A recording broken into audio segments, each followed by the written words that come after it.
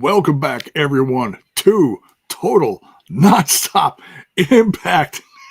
And that's the same face I saw at the end of the show from Front Row Bill. Welcome back, everyone. I'm J-Bone. Wow, we got a lot to talk about tonight. I just got another dose of goosebumps because my mind is absolutely blown. Let's not waste any time. We got Bill with us. Alicia's on assignment. No, she's not on assignment, but she's taking the night off. She's preoccupied. Hopefully she could join us next week and she can share her thoughts on the absolute chaos that was the end of this episode.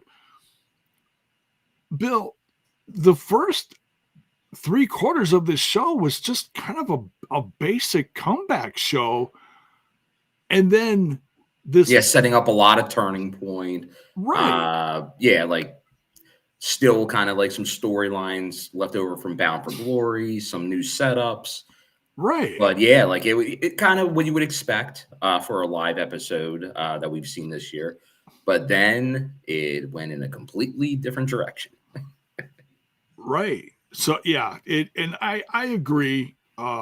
Critical Sting says that hiatus did them no favors. I agree. I like what they did. I appreciated the content. I didn't watch all of it.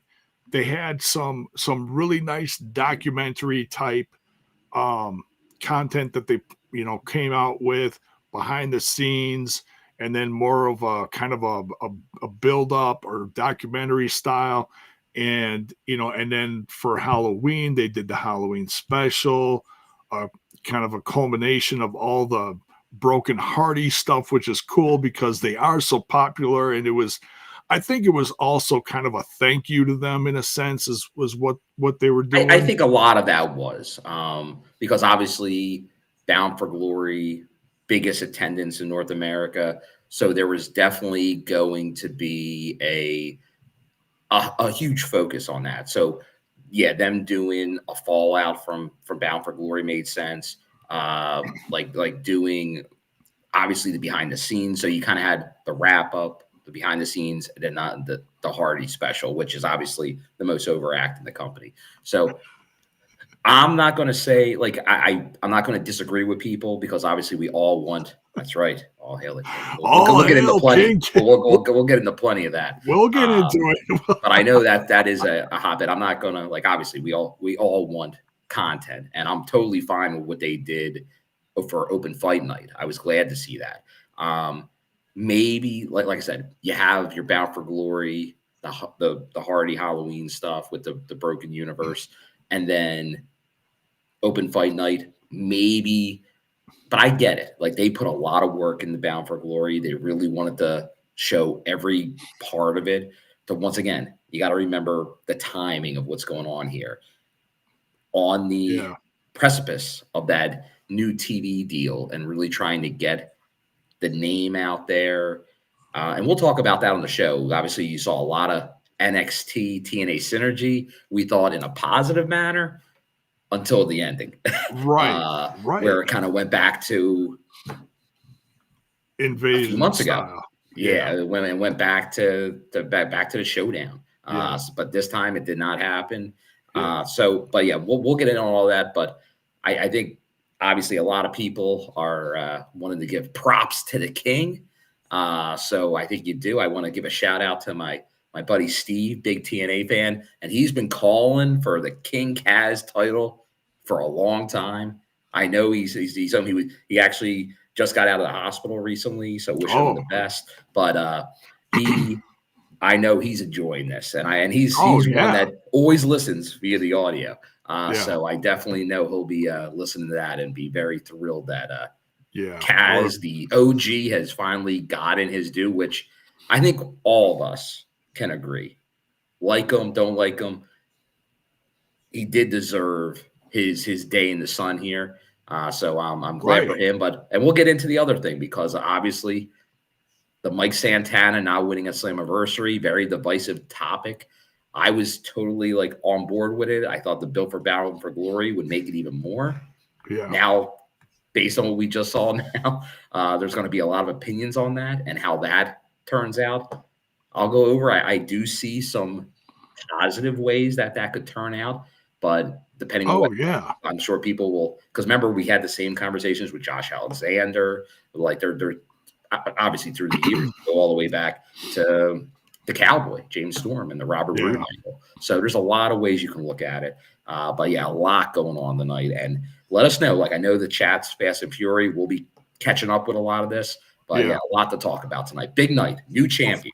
Before we get too far, I do want to thank Bell's Boy for the 2 super chats and thank you. And folks, super chats always welcome, big, small, whatever. We're open. Most of all, make sure you guys smash that like button. It really helps show people, get the product out there, share it with everyone. But yeah, first super chat here. Thank you so much. We love you, Bell's Boy. Says, okay, unless they're doing an updated Josh/Moose angle with Santana and Kaz, this was complete crap. Wow. Okay. Well, that's what the crowd was chanting. That the Orlando faithful would agree with that assessment. Yeah, I'm sure they were shocked. He continues here. Dismissal, usual crap, booking by Delirious and Tommy making TNA looking more like LOL TNA more and more. Whoa, wow, okay. There'll be some heated opinions. And look, you got your opinion. We're going to talk about a bunch of different aspects of the show tonight. So it's interesting to start out like this, but that's okay. He continues here. How can it be justified? You come back from 1 month hiatus and have Santana's momentum swept from under him on their first night back on TV and live to boot, making it more worse, or I should say even worse. But I understand what you're saying. So now, what about Nick? Yeah, we're going to talk about it. Who was that attacked him? Because that wasn't from. Well, I think it was. I meant from one of the crew that jumped the ring. I thought it was Stacks. Oh, because it looked like someone. They took they took the mask off as they were walking away. The haircut from the back looked like Stacks, but I'm not sure. Oh yeah, it was really. I think it was just one of the crew. Okay, it could be because there was a bunch of people that ran out there. So, all right, so there's all that to talk about. I don't know if we want to start out with what got released as far as news, breaking news before the end of the show happened. Should we talk about it, Bill? We can talk about it, but once again, I don't think it's breaking. No, I mean, we knew it. If we get an official announcement, like tomorrow, then I'll give it okay, the timing you got right, but it was an inevitable. Shout out to our former buddy Ace Austin. Yeah, it was. Yeah, it was inevitable. We didn't know exactly the time or how it would be revealed, but yes, Joe Hendry has officially signed with WWE per Fightful. So, and I'll look. As much as I can't stand Sean Ross. I can't even say his name because it leaves a bad taste in my mouth. Sean Ross Sapp, SRS.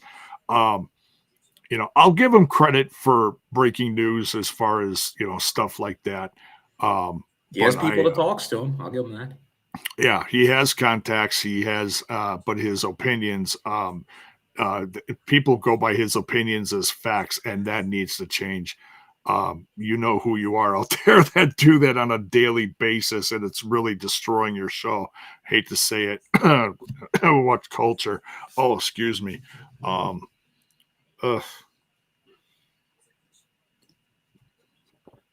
are we going to get on an dirt sheet thing? Because I got some opinions on that, J-Bone. Oh, go ahead, Bill. Go ahead. Well, we're going to talk about a lot of stuff tonight. I believe, what was it, the other day? PWI or as I like to call it, that rag, put out their 250 women instead of the PWI 500, the PWI 250. The And if you women's. look Okay. at where the knockouts of TNA were ranked, Okay. it is a complete and utter joke of a ranking system. Our longtime champion of this period in their rankings, Ash by Elegance, not even ranked. What? Not even ranked, J-Bone. You're kidding me. Not in the two. What? Yes. It is. Once again, I'll always say, like, and I grew up on PWI and the wrestler. They served their purpose, especially pre-internet. Yeah. Their time has passed, and I'm a former newspaper man, and I hate to a lot of us are. Yeah, I hate to say that, but their time has passed, and it's like, well, obviously I was done with them in 2015 when world champion EC3, they no longer recognized the TNA world title. That publication was dead to me then. Because they stopped recognizing TNA. But it's been a long time since they have. But yeah, back in the day, they have. Oh yeah, and I know they've got a different change. They did a changing of the guard over the last few years, and it seemed like they were going to do more recognizing of TNA. But yeah, to not recognize, and I understand that she's retired now. Still hasn't come out why, and that's really none of our business. It's undisclosed. That's fine. Do fans want to know? Do we want to know? Sure, because we love Ash as a fan, and we support her in her decision. That's life. We're like, well, what happened? Well, we don't know. So okay, it is what it is. And I understand if you put her in the 250 ranking with a slight asterisk saying, okay, we put her at this, even though she is retired now. It's okay to say something like that. It's understandable. But to not put her in at all? My gosh. Like, I heard it came out. I just didn't have a chance to look at it. Man, yeah, she definitely deserved to be on that list. She's had an incredible short, unfortunately, as short as it was over the course of this last year. But her character work, her in-ring work she has absolutely proven to everyone that she deserves to be a prominent member of that Knockouts roster. And she is going to be a great mentor to several of those girls that are up and coming. And yeah, the Knockouts locker room is in a phase of rebuilding. Oh yeah. Well, we saw some of that. We saw some of that tonight, and we'll see it next week. Right. They're built. Mara Sade is on her way up. Indi Hartwell on her way up. Dani Luna on her way up. All these fresh new faces. Like, we had a great promo from me, and we're going to kind of jump all over the place here just because of the chaos of tonight. But that Mila, what's it? Oh, Mila Moore. The Moore, yeah. Great promo, and then ended it with a heel turn of sorts. A very honest. Wow, I was so happy when this happened. Talked to my family, talked to my boyfriend. There was a little chatter and a live reaction, like, "Ooh, who's the boyfriend?" We're not going to get into that. You guys can discuss that. That's neither here nor there. But but then at the end, it's like, why hasn't this happened sooner? It's like, oh, okay, well, you're being noticed. So it's it's kind of an all eyes on me kind of attitude. And we got some of that in the locker room, and we've seen that in the past from others. So it's interesting. It's going to be interesting to see what now what's the other girl that got signed at the same Jada time? Stone. Jada Stone, thank you. I knew it was Jada something. Thank you, Bill. And we'll hear from her next week. That I was going to say, we absolutely should hear from her next week. So we hear her story. I can't wait to hear that.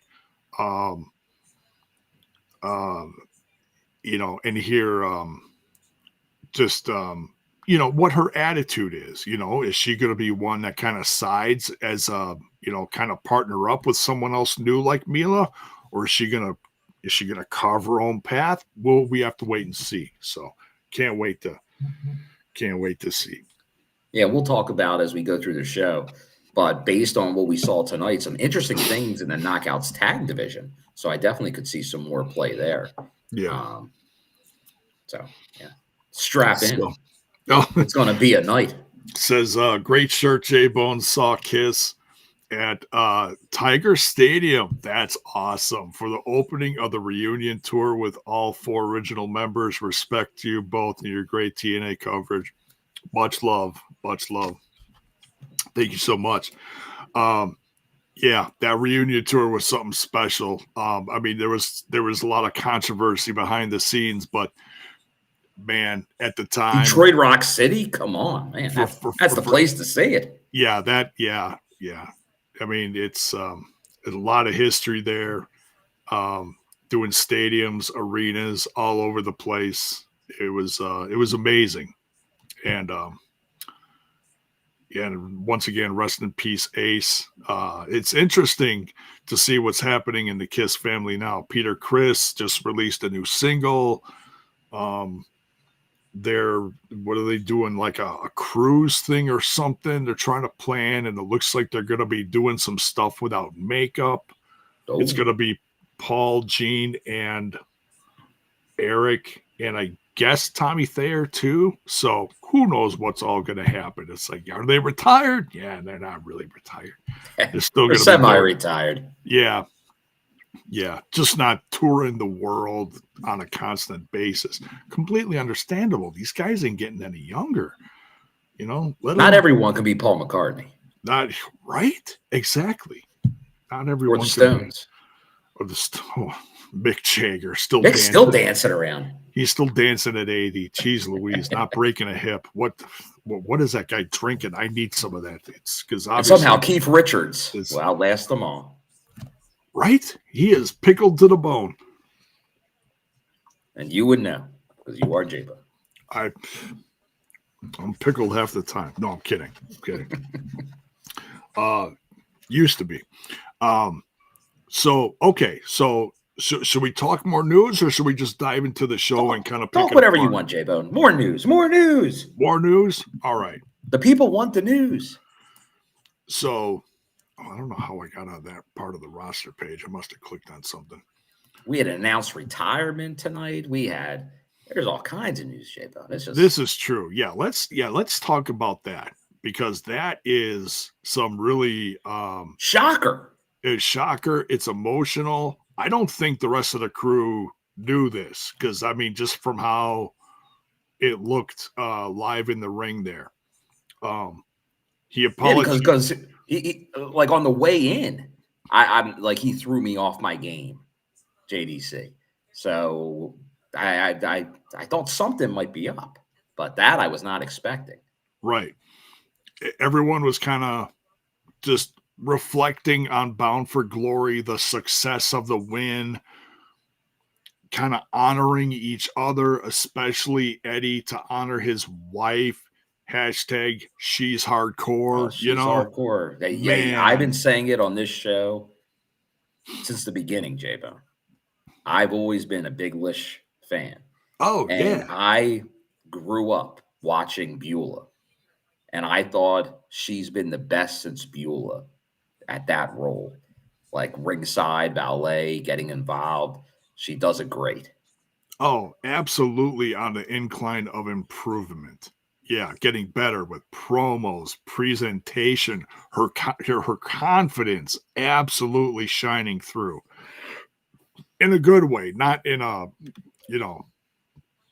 oh, I'm all that, and you guys ain't nothing. No, in an absolute positive way. She is the ride or die for Eddie. Yeah, pause, J-Bone. Uh-oh. There we go. Yes.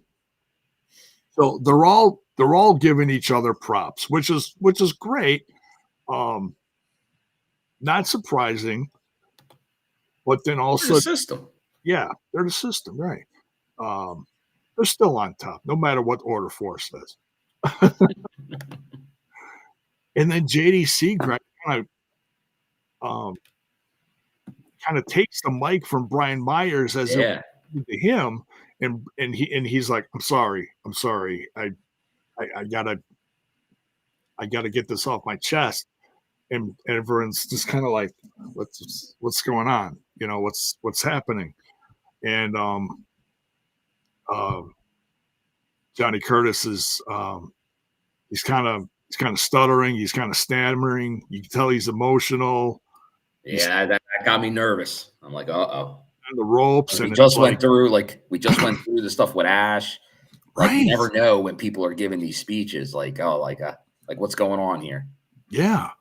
And he's like, for those of you that may not know, I just got married, and he's like, my wife and I have been talking lately, and he's like, after he gave a date, so it's after Genesis. Yeah, he's gonna, so Genesis, whatever he does at Genesis, whether he's with the system doing a multi tag man, whatever tag match, or if he does a solo on his way out, that will be his last. He is retiring as of Genesis. And it's like, oh man, that's a blow to the group. Like, no matter what you may think of who's more important in the group and who has this part and who has that part in the group, JDC has been around for a long time. In fact, TNA just released some stuff. What was it, on their YouTube channel? I want to say. Yeah, from Explosion. Right. Classic stuff from the vault. Exactly. Thank you, Bill. And showed, it was like 2004, old Johnny Curtis, and I don't know who he faced, so I apologize. But yeah, classic match. And it's like, man, people, OG JDC. He is. You know, you look at who all got their start back then. Mickey James, CM Punk, so many others. The current world champ, Bill. The king. The king. We can now say the official. Hey, and I've been calling him the so-called king. I've been ripping his kingdom this whole time. But hey, I'm here. I'm giving him his due. And I was a big Kaz fan, but I didn't like the King Kaz. I didn't like the King Kaz. Yeah. But he worked. And guess what? He earned it. Yeah. And that's what you do. Like, you find it. You find that opportunity with that. Because remember what he did last time.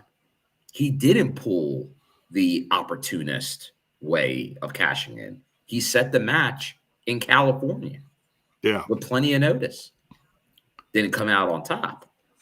This time, he found the right spot. He almost cashed it in previously.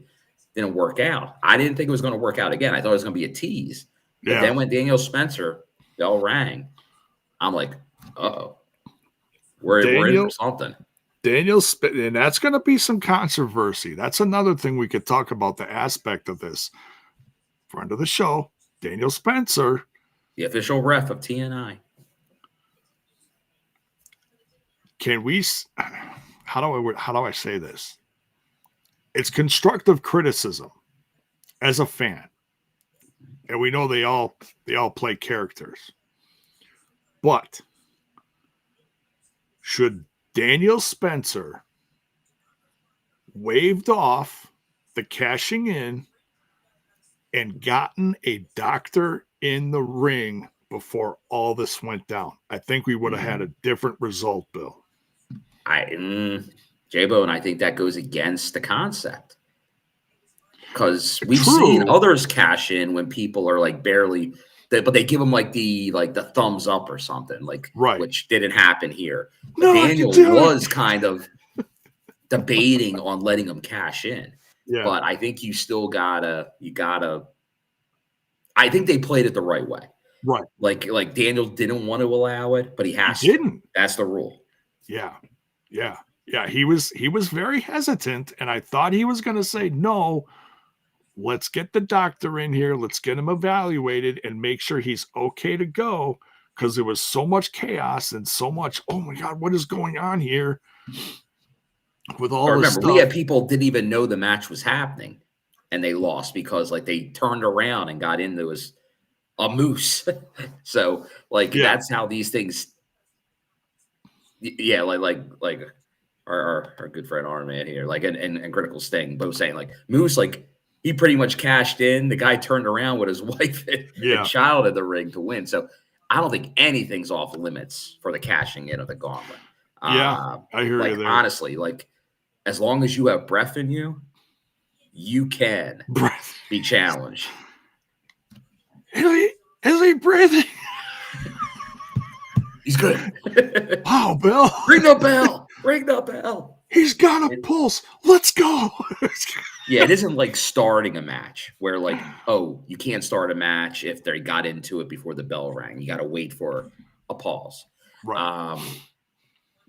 This is different. The rules really don't apply to cashing that in. So I'm fine with how it went. And if I doubt he's, my guess is Daniel Spencer is indisposed. But if he's not and trips in the old chat, he's welcome to give his opinion on what he thought. But I think he did make the right call. And you know me, I'm a huge fan of following refs. Sure. And I think he played that right because that's not an easy situation. I thought he did a good job of it. He was in I'll give him this. He was in a very tough situation. It's a tough spot. It is. And you try to do your job. You try to do the right thing. You're concerned for the man in the ring who just got the crap beat out of him. Yeah, and I know we'll talk about him more, but let's get into that a little bit because that's going to be the thing, and I feel it's going to be the same thing. The people that were angry that Santana didn't win a Slammiversary, I think be the most vocal that he lost. Basically, no defenses of the belt. Now, I was one that said, I get it. Hey, you lose that big moment, it builds you up because it's the bigger payoff at BFG. Right. But then he loses again. And that was my whole thing is like, with any champion is how do they have the belt after? How do they carry the belt after? And how do you use that? Like, what's the story? What's the build? What's getting people excited? Yeah. Now we've seen it in wrestling. Everything in wrestling has a trope. He is the guy that's going to get screwed. He got screwed by NXT. He got screwed by Frankie Kazarian. And who does everyone love? An underdog, J-Bone. Oh, yeah. And now he's in that role of the ultimate underdog. He got screwed. He got screwed. Josh Alexander got screwed. That helped him a lot. I know it's going to be tough. People don't want to hear it.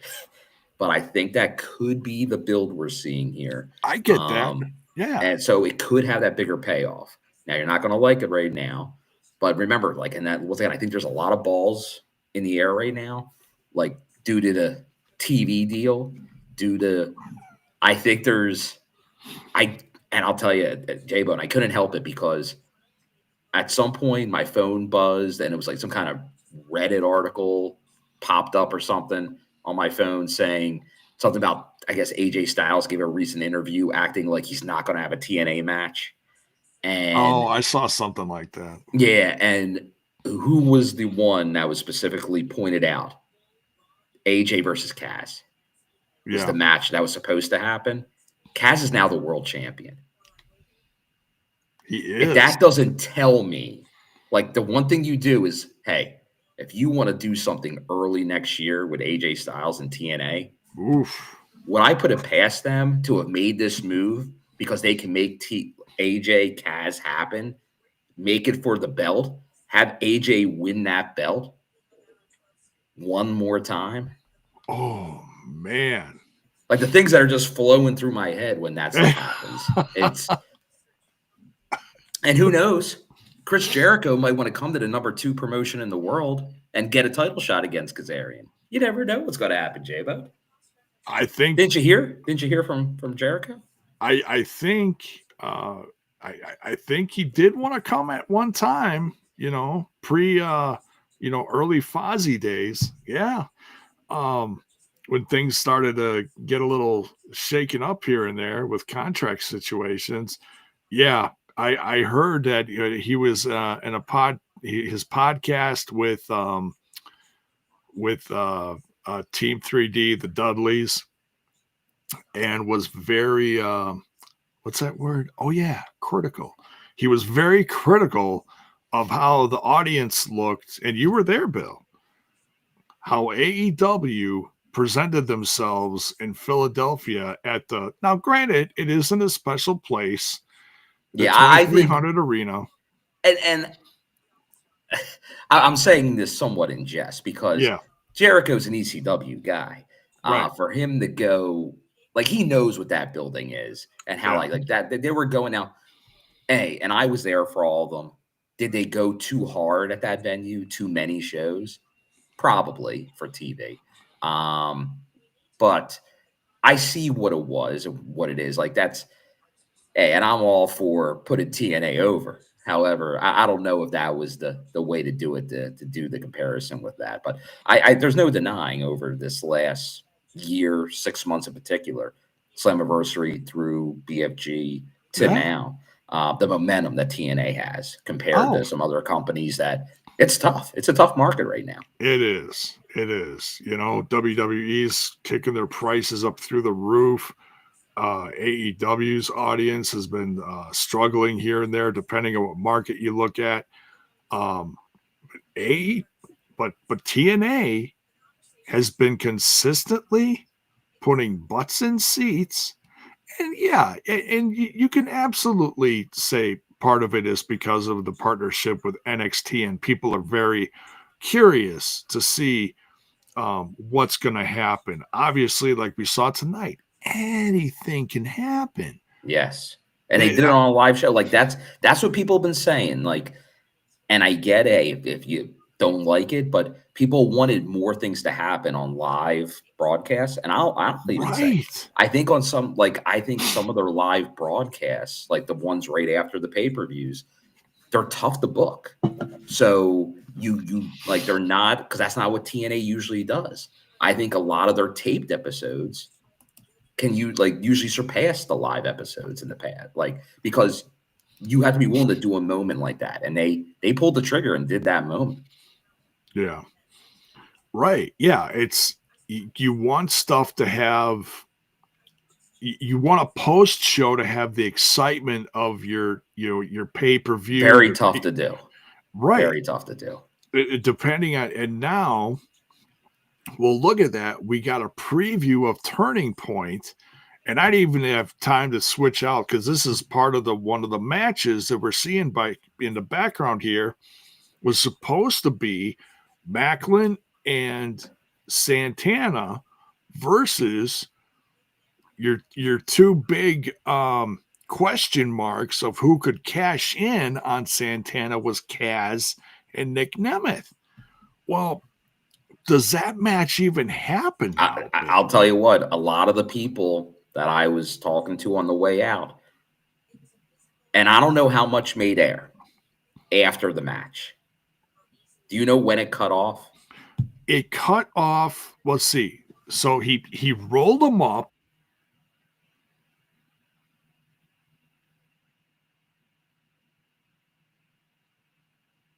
Oh, J-Bone, are you thinking, or did you freeze on me here? J-Bone, you may have froze on me. All right, everybody, I think J-Bone might have some technical difficulties, but we will keep on going here. I might have to get J-Bone restarted here. Here, I'm just gonna message J-Bone, make sure he's good. But that is when it cut off. Okay.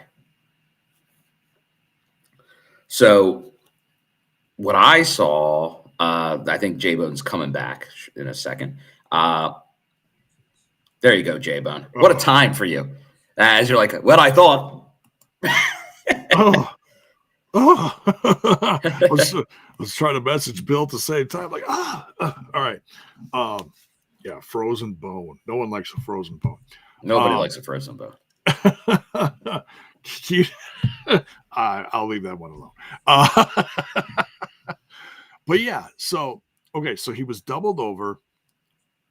Daniel Spencer is reluctantly handing him the championship, raises his hand, and there's the camera on a very distraught Mike Santana, like, oh, my arm, oh, I can't believe this happened. Mm-hmm. So that raises the question. I shouldn't go into that, but I'll do it now. I know you could talk about what happened afterwards. Is there something wrong with Mike Santana, or is this, is he actually, did they do this because there is something wrong with Mike Santana, or is this just all storyline? Well, and that's the thing. I don't know what they're going to air on socials or put anywhere. Right. It's always tough to tell where they cut off. Right. But I'll just say this. Him in the ring, post-ring, like post-match. Right. Doesn't say anything. Just from the time getting back up, crowd's reaction, and his walk out of the ring left a lot of people in the audience with the idea, is that it? Ooh, I'm not going to say I did. I didn't have that impression, but I could see where you did. Well, you were in the background, in the foreground of the shot. Here's Santana, right behind him, Daniel Spencer, Kaz raising his hands. You're in the background looking like the classic painting, like what? What? And I did the same thing. I had goosebumps from head to toe. I was like, my nerves were like, I was like, what is going on? I couldn't believe it. I was speechless, Bill, for the live reaction. I was like, this is crazy. Like, the beatdown is one thing. And then, like they attack Nick Nemeth. It's like, oh, of course he's going to show up for his brother. He's there. He's got the trophy. And everything's going on, and then all of a sudden, Kaz gets in there, and it's like, oh, are they gonna actually do it? And they did it, Bill. Oh, I thought it was gonna be a tease, but they did do it. No, it's a surprise. I think it's kind of what I said earlier. I think it'll be another build. Like I think we'll get a version of that match still tomorrow. It's very different looking now than what it was with that title being elsewhere. But yeah, I don't know. And I don't know how long ago the decision was made to make these, like, to go this way. Was this a last minute change? Was this always in the thinking? But they had a month to sit on this and figure it out, Well, hey, if they wanted people talking, they got people talking. No doubt about that. Absolutely. I do see some asking about, like, the reason I'm on the show tonight, because I wasn't expecting it, because I wasn't either. The way they've been doing tapings lately, the setup for the live shows of the past year or so, is they tape about an hour of content before, some explosion, maybe a match or two for a future impact. Yeah. They go live, and then they finish taping the following week's episode that same night. Right. They didn't do that tonight. When that main event was over, when there was a new champion crowned, the show was over. Yeah. So by 10:04, Full Sail University was pretty empty. Right. Yeah. With people just a lot of surprise, and I'll say this, and I don't know if anybody, because I know there's a bunch of people I was talking to that watch and listen to the podcast. If anybody was there, because this is a home of TNA through its history, if you were there tonight, Mike Santana, and I was half tempted because of this. Mike Santana was doing a meet and greet after this. Oh, I okay. just want to know, did he do it? And how was that interaction? Because that's an awkward meet and greet after that just happened. You're okay, so you left. Okay, because you Yeah. don't typically do a lot of meet and greets unless It's there's like a certain rare. Yeah. It's rare. Right. It's just, and once again, I was coming back here. Okay. But Yeah, because I know one of the guys that I know from the old Impact Zone days, he was going to get in line for Mike Santana, so that's why. But very interesting, very interesting. Right, and I didn't know. I hadn't talked to you. A lot of my setup was very last minute. J-Bone took a nap pre-show and post-dinner. I literally woke up 10 minutes before the show started. I'm like, crap. So, yeah, everything, and I set this up during the other show. So, yeah. Didn't have time to promote it or anything. Just went live. So, yeah, I didn't talk to you. I didn't know where you were staying. Obviously, you're there for 3 days. They're going to do more tapings on, Saturday, correct? Yes. Okay. So that'll be next week's stuff. I'm assuming. Yes. Yeah, because I'll just confirm they did tape some Explosion before the show tonight, and they did tape a match for a holiday show. Oh, okay. One of our favorites. Interesting. Oh, does that have something to do with a bird? It might. Oh, okay.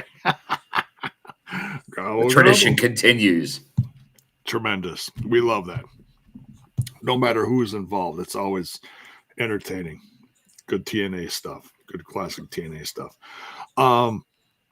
So then we got Turning Point tomorrow night. Oh yeah. Great question here from Gary. Did you get a Cleanse is Coming signed bill? I did not, Gary, but I was outside while they were filming that. Okay. I wasn't in the line. I was adjacent to the line, so I was kind of just watching it all unfold. Okay. But yeah, that was interesting because kind of Sammy was kind of leading that charge. So he's definitely, for those wondering, Sammy is there and involved. Production wise. Yeah, production wise. That was his thing. Nice. Out with the crowd, and obviously that was the line to get in. They were they were the people going in. It's funny because some of them are because they just kind of manifested out of nowhere while people were going in. Nice. So I definitely think it threw some people off. But no, I thought it was well done. And it's good because we've seen the Cleanse signs and people in the crowd for a while. Yeah. Wondering where the payoff was coming. Right. They obviously leaned into it tonight on this live episode. So it feels like you're going to see this big push because, in the end, we talked about Joe Hendry earlier in the show. Yeah. If EY's getting the Joe Hendry out of the company rub, you got to capitalize on it. And I wasn't sure if they were going to. It felt like they might be missing it. Yeah. So if they're going back all in, take Eric because Eric, I always say, I still remember 2015, 16, doing it behind the staging. And then this goes back to when Corrigan and all those guys were involved. But they were just Eric Young. He's the guy. He does it all. He does everything. And he still does. And he can, because he can do the comedy. He can do the serious. He can be your world champion. He can be a mid-carder. He can be a comedy act. He can do it all.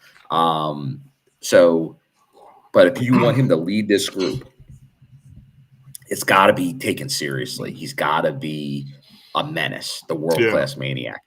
So I think they're diving into that. Yeah. Which is good. Yeah.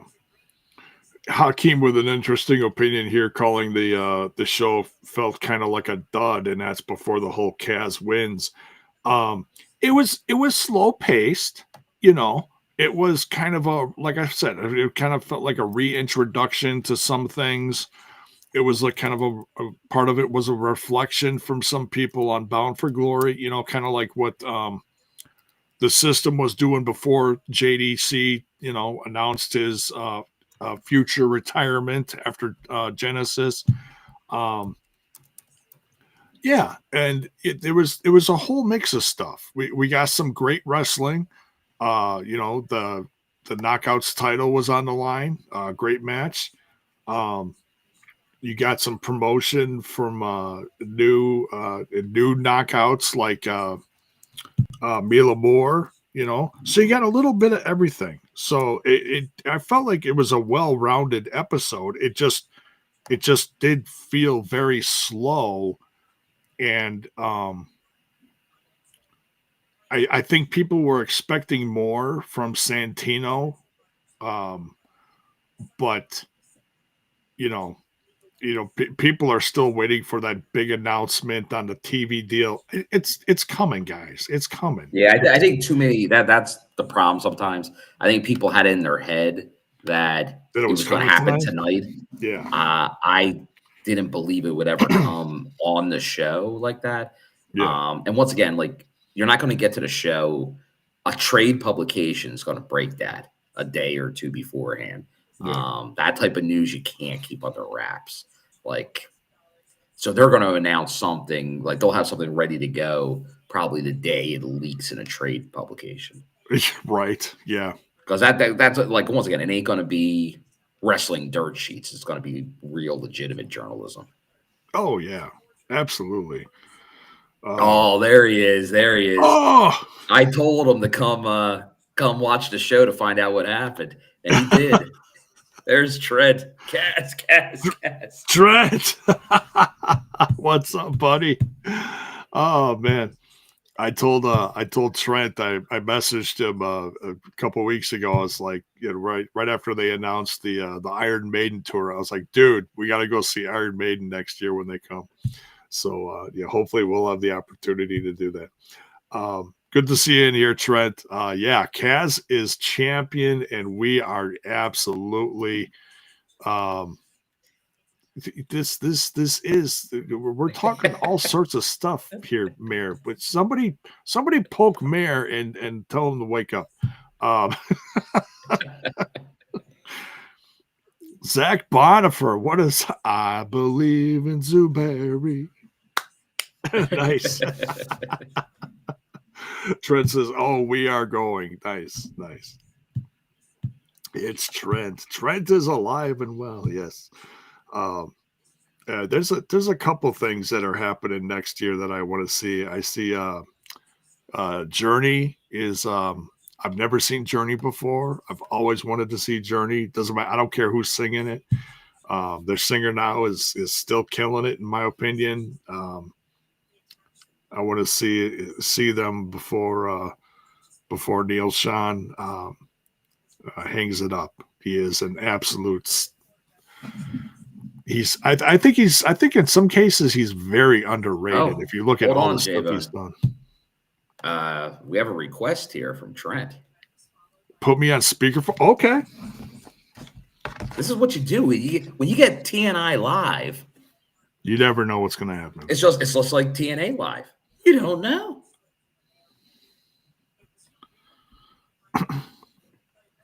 Aaron Jack, this Trent still got the long hair. This was the old one. I'd pull out the photo. I think the last. Oh, Trent still has long hair. Yeah, I don't know the last. I think he has to go way back, pre-TNA probably. Oh yeah, there was a photo that we shared while I'm looking them up here.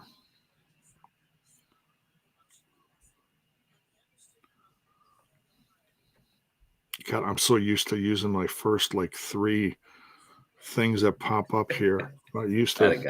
Had a guy bone. But let us know your thoughts in the chat. I'm going to text him first and make sure this is still. Make sure it's not a burner number. Yeah. If it's 867-5309, Jenny ain't getting back to you, JAYBONE.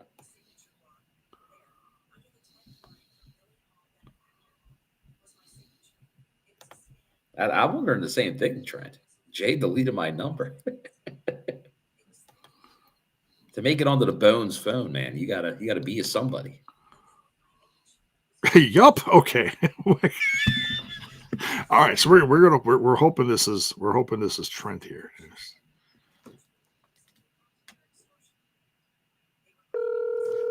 Oh, it's good sound. Hey. Oh, technology. What?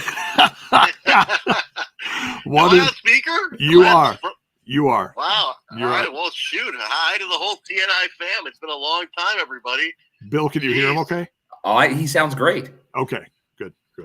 It's like he's on stage Very in a band or nice. something. Just want to say hi, everybody. I still have the long hair. It's a lot of it's gray. To answer the questions in there, I just ferment it like every other month. So I gotta darken this hair, man. It's not. I got a gimmick to maintain here. You know what I mean? Hashtag just for Trent. Oh man! So wait! Can you tell me? I can't hear Bill now because I'm on your speaker. But wait, so Taz won the title. Yes. And where were they?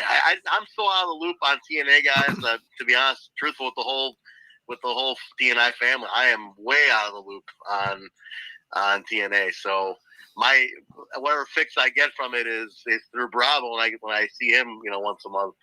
So. I'm really out. So did they run a taping today, or what was it? Or what was the taping here? I thought they were taping anything. Tonight was a live Thursday. They were live from they were in Orlando. They were in Full Sail University, the former home of NXT down in Florida. Okay. Gotcha. Okay. So a very small crowd compared to what they've been running lately in these smaller arenas. But they have so they did the live Thursday, which is a great way to come back. They have Turning Point tomorrow live Friday night, and then they have tapings on Saturday, which will end up next week in the next couple of weeks. And then they got live stuff coming up from now. Where is it? El Paso, Texas, for December dates leading into the end of the year. And then kicking off big next year is Genesis, the return of the Genesis pay-per-view. I see. I heard Dango's retiring. Wes Lee's coming back. Desmond's coming back. Yeah, we haven't touched that yet. Going out with TNA, man. Like that's fun. Well, wait, Jay, hold on. This is my first. It's not an actual appearance, my voice here, but look at all the love in the chat here. Look at. Armand with the zinger over here. Look at this guy. Yeah. It's like I never left with the marriage jokes. This is unbelievable. No, hi everybody. Thanks for all the love in the chat. It's been a long time. Truthfully, I don't really get to watch weekly anymore, so I'm not the TNI trend you guys all once knew at one time, but I still keep an eye on these two right here. These two scallywags and Alicia when they do the show every week. Alicia's out today. I saw she was going to be out today, so yeah. Bummer on that, but yeah, I hope she's doing all right. But yeah, man, so look, Jay, look at the chat. Yeah, they're telling you, Kyle next, Mark. I mean, this could be a complete flashback. We might break the internet, as the kids say, right? Oh yeah. We start getting Mark, maybe Mark's hot wife. We get her back on the show. I mean, come on. Oh, hey, man. It's possible. Yeah, I do talk to Mark occasionally. He's okay. He's doing okay. I told him, I said, if we don't get you on TNI, we'll have to do something on Smash. But we'll figure it out. Yeah, Kyle's still scumming. He's scumming around. Yeah, like Bill just said, he's still scumming. He's scumming. He's still in the witness protection program, Yeah, he is. I gotta say the comment in the chat from Critical Sting. Now I gotta say, Critical Sting saying that you like jazz. Critical Sting, I cannot believe you remember that that small inside joke reference I probably made 5 years ago. So bonus points to Critical Sting for remembering that. But he was always the guru of like the small references and trivia. So the Stinger. But everybody, man, Zach's in here, Bell's boy, yeah, David, Eli, Mir, Gary Rossetti, yeah. Gary Rossetti's in here. Everybody's in here, man. It's pretty cool to see everybody. So thank you all. Thank you all for continuing to support these two and Alicia every week. It's a blast. But yeah, no, I saw them. I'll leave you with this. And I'll let you guys get out of your show because I got to review it. Because this is, hey, listen, Kaz is a buddy of mine, and I'm really happy for him. This was actually our big surprise. I was actually watching A Few Good Men on TV, and I just finished the "You Can't Handle the Truth" part, right? And I pick up my phone to look at something, and then I see the Kaz. I go, "Holy crap, that's pretty cool!" So that's why I had to jump on here. That's why I messaged you guys, and Bill's like, "We'll find out. Tune into the show and find out." But I'll leave you with this. I actually saw Mark about 3 months ago. I ran into Mark. I was in Texas for a wedding, and I was in the area, and I said, "Mark, I'm here for like 3 days, man." And we made it happen. We had an awesome lunch together. I got to see him. I do have a photo. I didn't get to post it or anything, but I do have a photo we took together. We got caught in some massive rain, so we look like shit. But I did see Mark, and he's doing good. The kiddos are doing good. The hot wife's still hot wifing, so he's doing his thing, man. So it's good to see that. But yeah, definitely get him on something one of these days. The classic is we're all talking late night. I think it was a post-show party we were doing or whatever. And he's out on the porch, and all of a sudden he's looking sad as hell. He's muted, and he's like, the hot wife just told me I have to come inside. we all know what was going on inside. We were dying. We were like, oh man. That was a good time. I just want everybody who's reacting in the chat. You guys are fantastic. I really cherish those times. I was just talking to somebody about how incredible what made COVID sucked. Yeah. But what really made it, this show, the way this show blew up, and how we truly became the fan voice of TNA. I mean, you guys remember, Bill? You remember this? I'll never forget after the Bound for Glory, or the empty arena. EC3. I can't hear Bill, so tell me if he's agreeing with me. But he says EC3. Okay. The empty arena one down there, dude. We had 1,000 people listening. Do you remember this? I'll never forget it. We had 1,000 people, and it was unbelievable. Yeah. I couldn't believe how that was such an amazing moment. And I was just telling somebody about this was a talk show. I was telling somebody how we were doing 5 shows a week, Patreons, all because of these guys in the chat and other people who aren't in the chat right now. This crew of people listening who have been tuning in, you guys made it so much fun, and we all got through that. We one of the weirdest times in the world together, and we built an amazing show. It was just a lot of fun. I'll never forget those times. Tell Trent about the EC3 about throwback show. I mean, the amount of EC3 Slammiversary after dark. My God, how many shows did we do? Till 5 a.m. It was nuts. Oh, the EC3 after dark till 5 a.m. that we did. He says. Oh my God, yes. Where I lost my mind. I remember I freaked out. The EC3. Oh, dude, what a time. What a time. And then the fundraisers and stuff. And so, really good shit, man. Yeah. But I'm going to let you guys get on with the show. Bell's Boy, I have not seen Beer at all. He's done. He's done. He left with me, man. But no, listen, get on with the show. They need a review. Talk about Kaz winning. Yeah. I just want to say hello to everybody. We'll do run-ins again. And then Jay, you and I we're going to see Iron Maiden next year. We're going to have some dinner very soon too. Oh yeah. Yeah. We'll catch up soon, dude. We got to do lunch. I was in your neck of the woods, man, the other day, and if I didn't have to go back right away, I would have called you, but I was up in the Greenfield area, so I was not too terribly far. Nice. So, but yeah, I'll definitely get a hold of you one of these days, and we'll make it happen. We'll figure out something, bro. Yeah, and Bill, get to Chicago. There's good shows out here too, once in a while. There you go. Make my way. He's shaking his head. Yes, he says he'll make his way. All right, sweet. All right, get out of the show. These people waiting an hour for you. Mayor, when's the show's gonna start? Yeah, listen, there were times, and you guys remember the OGs in the chat remember this.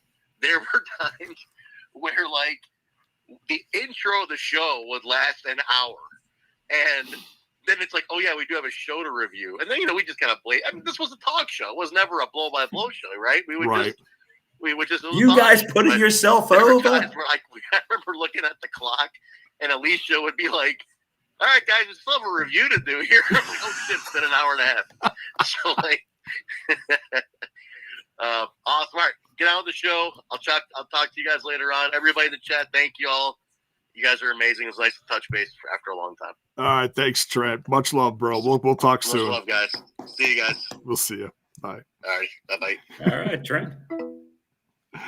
That's what you got to do. You tell somebody, tune into the show to find out.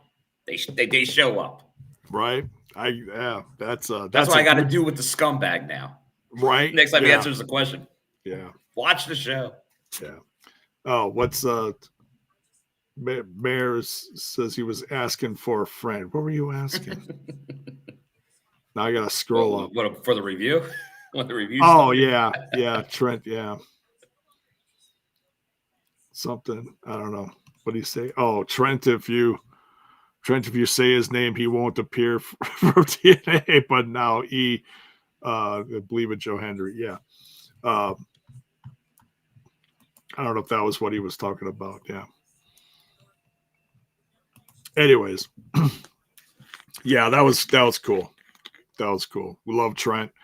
He's not on the show on a regular basis, but he's still part of the family. We still love Mark. We still love Kyle. And what's your TNI? Your TNI for life, they say, Jay. Absolutely. Oh, and as far as TNI fam, Joe, TNI UK. Joe just had a birthday. Was it yesterday? Happy birthday, Joe. I believe so. The Joker. So make sure you go give him some love. What's up, Steelz? I see you there in the chat. Good to see you. You see a lot of people coming out. That people are hearing the news. Yeah. A big night in TNA history right now. Boning for bucks. Yeah, thanks, Zach. The memories. Yeah, I really need to get on and start doing some members only content. It's I got inspired the other day, and I got to make that happen. Members only content. Yeah, we do have members. You can join for there's 3 tiers. So yeah. Who knows? Another great way to help support the show. Right? Yeah. So yeah. I don't know what we were talking about before Trent got in here. Well, J-Bone, there is one other piece of news, and so when we talk about more of the show, we won't need to rehash it. But we did get the announcement that tomorrow, all 4 Rascals are competing.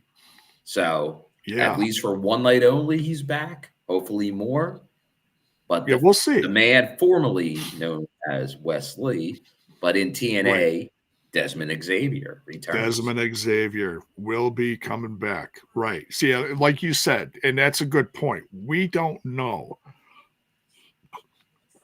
if he's officially joining TNA, if it's going to be a one night only, or if TNA is signing him. I think it'd be great to have more multi-person factions.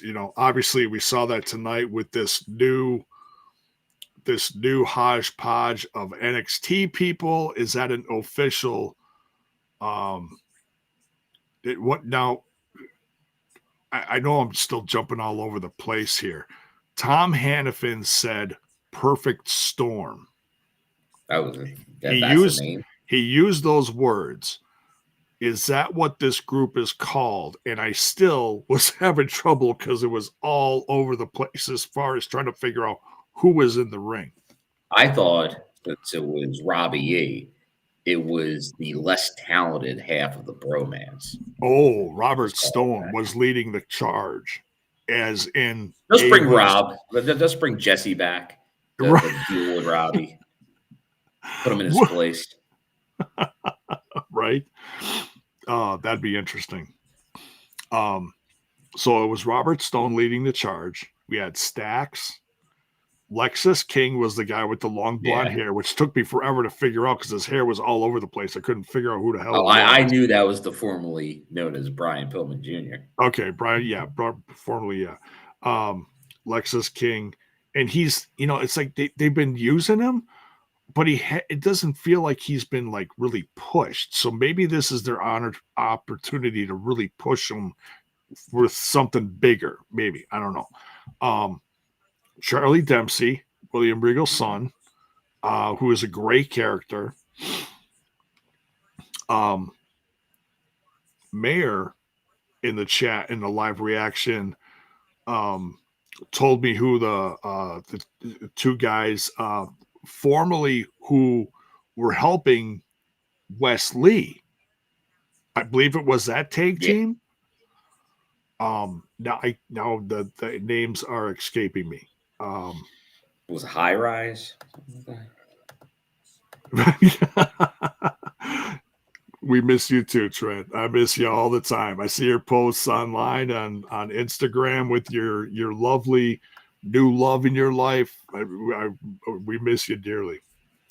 Yeah, who knows? Hey, TNI fam, you may have just reinvigorated. You may have. Man. You don't know. Let's see. Who knows? Yeah. That stuff can happen.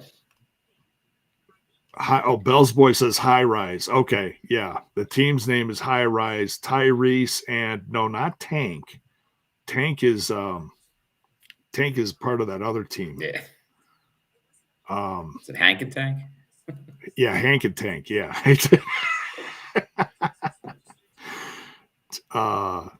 Tyreek and yeah, there we go. Thank you, Critical Sting coming through. Look at this. That's Tyreek Igwe, I'm going to botch this. Igwe and Tyson DuPont. Thank you.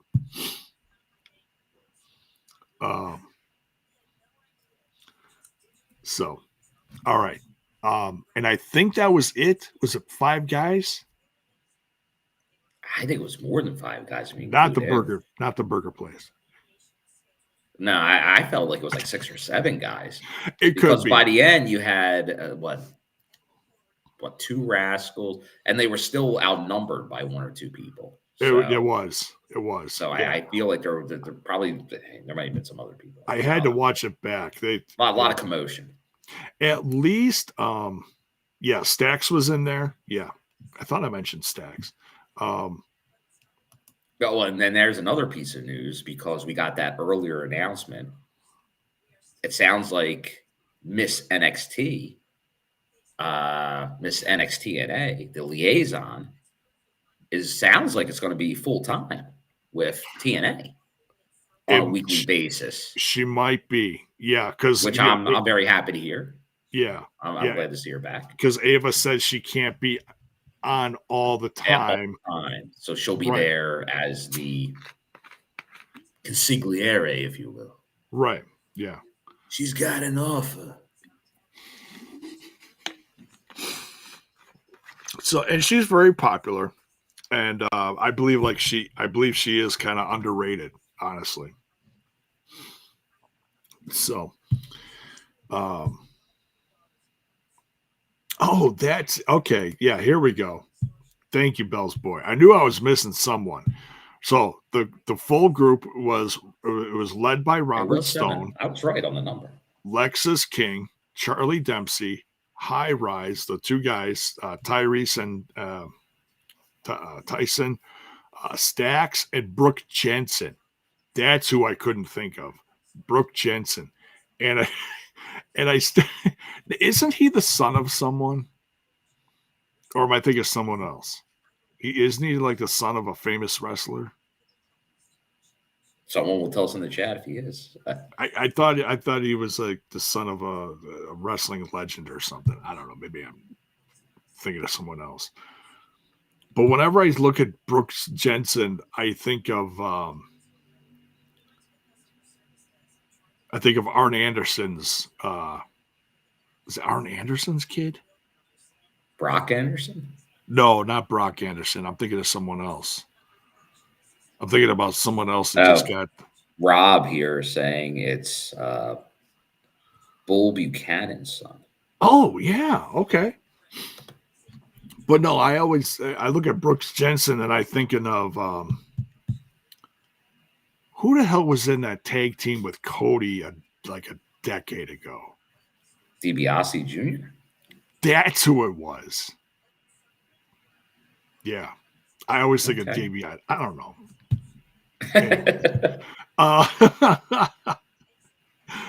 Pay no attention to me. Anyways, Bull Buchanan. Yes, thank you guys. That's not who I thought it was. I was thinking it was like Vader's kid, but that was someone else. Anyways, Vader Tom. Yeah. If only. Right. I don't think he's doing much anyways. So yeah, all right. Well, let's go piece by piece with this because we've been all only an hour and 11 minutes in. Come on. What the hell? Yeah. But we covered a lot of the highlights. The news. Hell, we had a run in from Trent. I mean, you never know. Who knows? So we start out live with Santana, and it's a little. I'm not going to lie, Bill. It was a little awkward because I was expecting a slightly like I know where they're at, but I was expecting a slightly bigger crowd. It seemed like there was a lot of empty seats. They're filling half arenas lately, Bill. So it just felt funny. You know what I mean?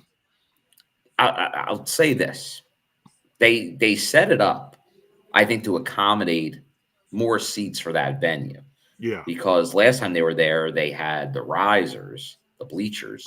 Right. And they didn't have the full stage set up. They kind of did what they did like a Bound for Glory. So now once again, that could be a production thing going forward. Yeah. Less stage, more seats, which I'm not against. I think that's probably a smart play. The backdrop looked great. Oh yeah, I like it. You can go basic. I know there's going to be some people, and you're fine to have it. Valid opinion. That one we want more stage setups, unique stage setups, things like that. I'm all about in ring. Like, make it look good, but I don't need a lot of fancy production on a stage. I'm watching what's in the ring. There sometimes is a review, Akeem. Sometimes. Yeah.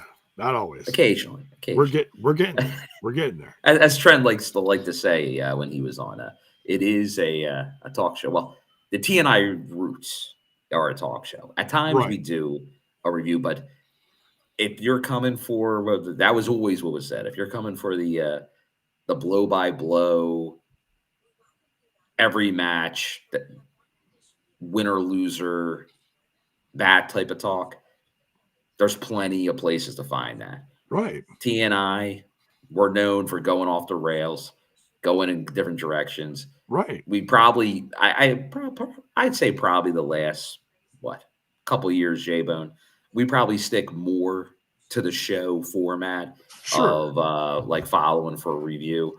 But man, we were a cast of characters. At the time we had 5 people. The only it's to have that many people and not do it like a talk show is it's not good listening. It's not good listening.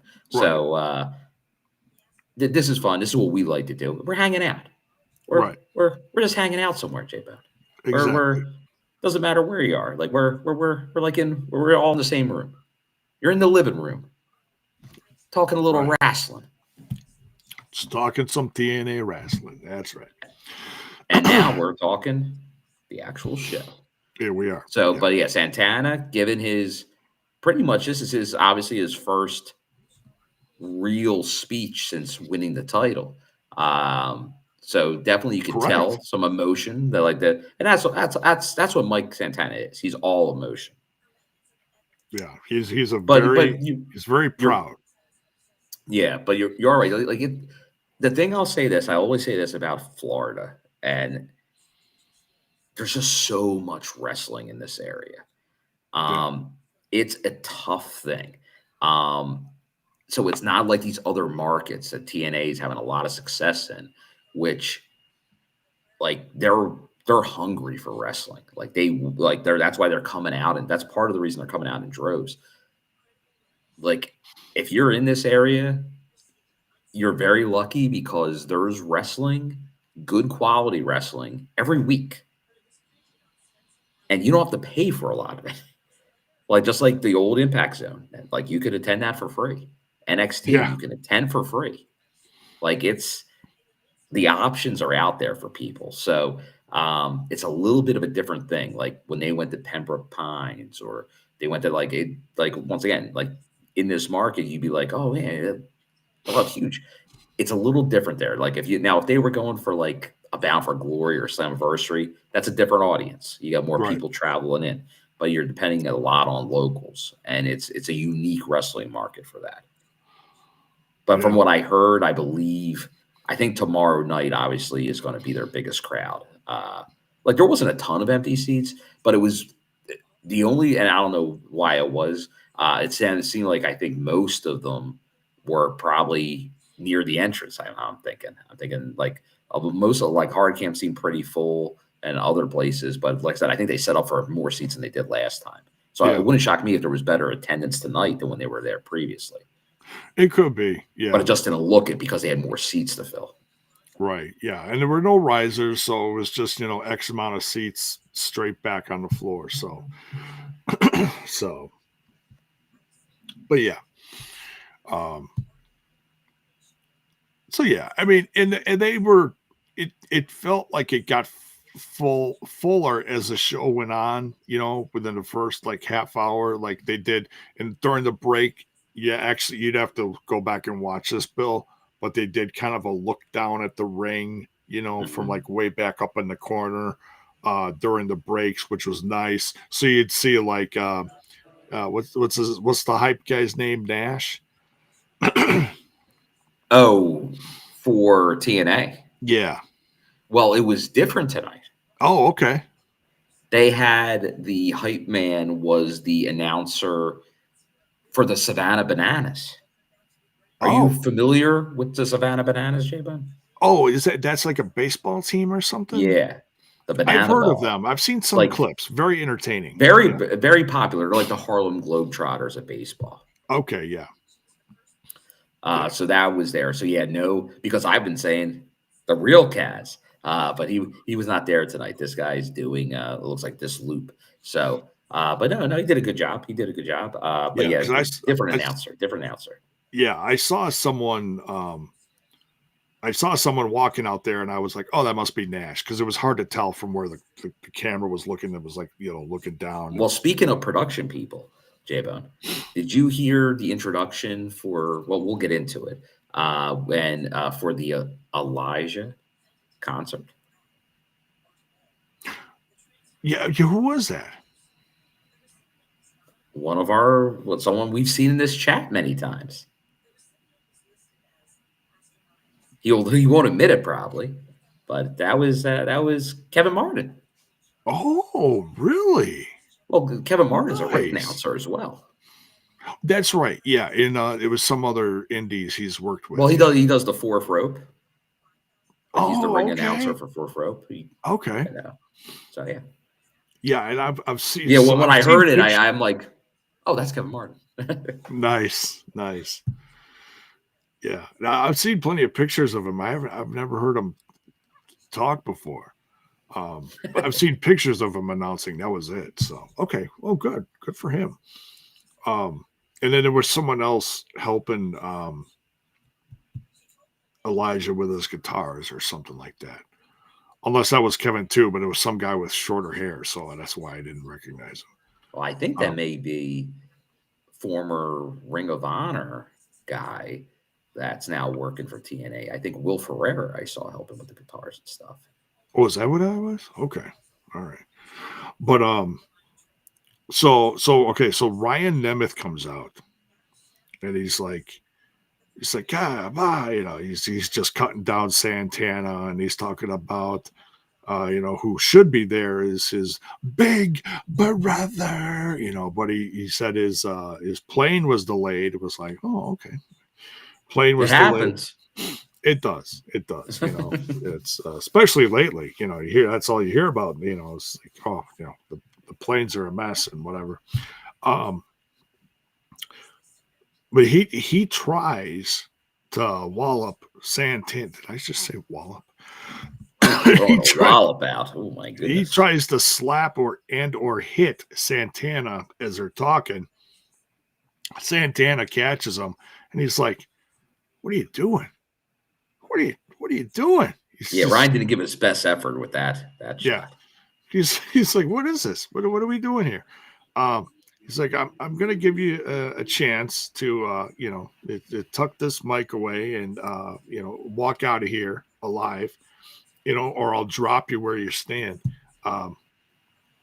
He's like, but so that we find out that they're going to have Santana's going to have his first defense of his title.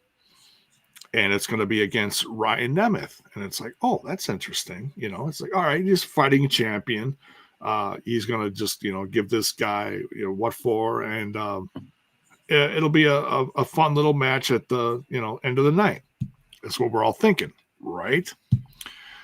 We continue. Gia Miller's backstage and looking like her old self. Slight different background, like angle of the, usually the screen's like way farther back and it's got the TNA symbol on it. This one, the screen's like right behind them and it's on an angle. So that's just, things are shifted. Things look a little different, it looks good.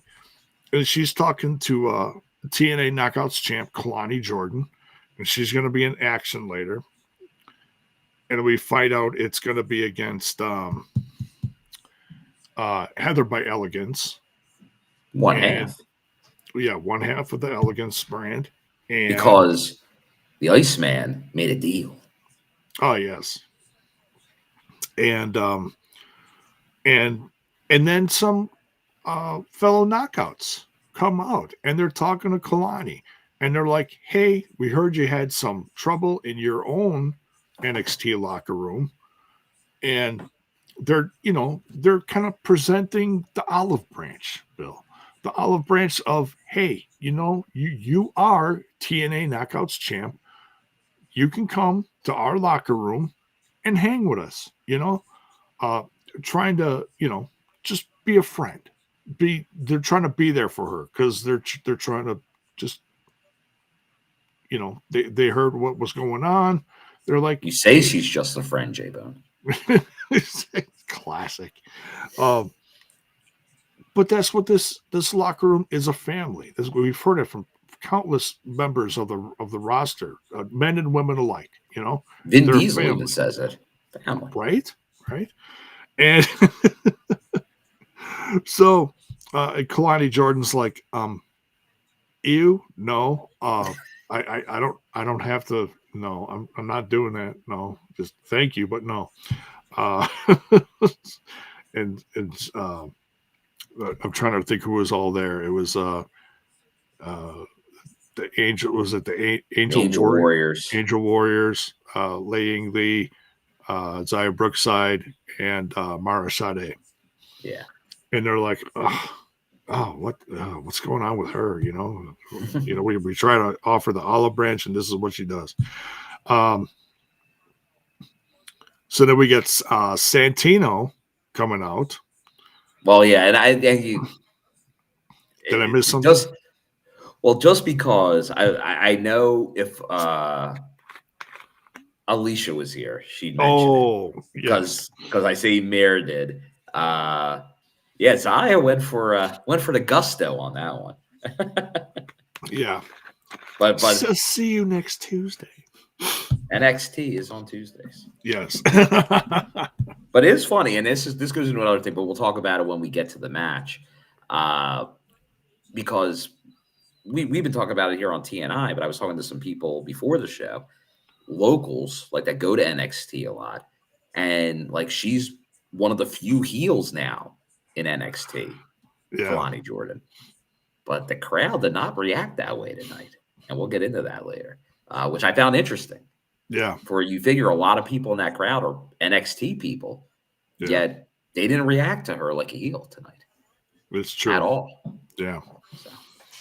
So it's some people got to be educated. Just saying. But yeah, so Santino comes out, and he it's a lot of love for Santino, and he introduces Ava from NXT, and GM.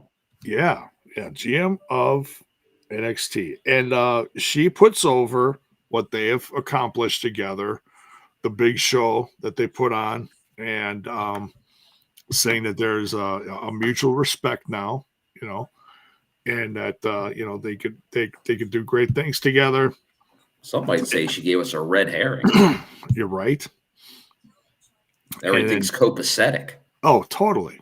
Yeah. Like what could possibly go wrong after this feeling of love in the air? And she's like, when I can't be here all the time, so in my place when I'm not here is going to be Ariana Grace. And she comes out, and she still has the sash that says Miss TNA NXT, which is cute, and so that's nice. Like I said, I think she's underrated, a good character, so I'm all for that. If we don't get we get Santino a lot on NXT for announcing certain things, but we don't always get Ava. So all right. Now, do I dare say in front of a live crowd at a TNA event, have we ever got Ava?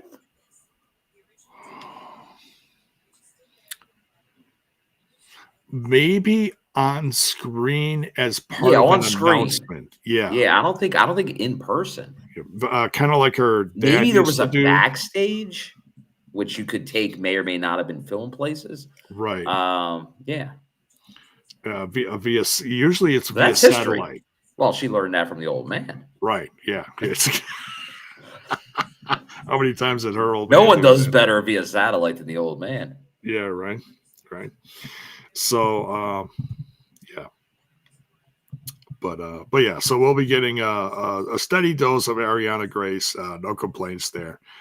I know a lot of people are very critical of Ava lately. I don't get it. I think she's doing the best that she can do. I think Ava, put in the position she's in, she has a very professional demeanor about her. I feel like Ava is somewhat of a work in progress, but I think she's doing fine. I think there's a lot of unnecessary hate her direction. Yeah, well, and you see why that would be like. But no, I thought she did a good job. I thought she when she came out, because I'm like, oh, that's my first time seeing her in person, and I thought she looked great. I thought her delivery and all. I thought she did a good job. Right. Good job, Ava. Yeah. Now go back to NXT. Because look at what your guys did tonight. Oh my goodness! We're gonna have to blame poor Ariana. You're right. Yeah, the finger's gonna get pointed her direction. We get a great knockouts match here between Dani Luna and Indi Hartwell, and Indi Hartwell gets a little revenge here, Bill.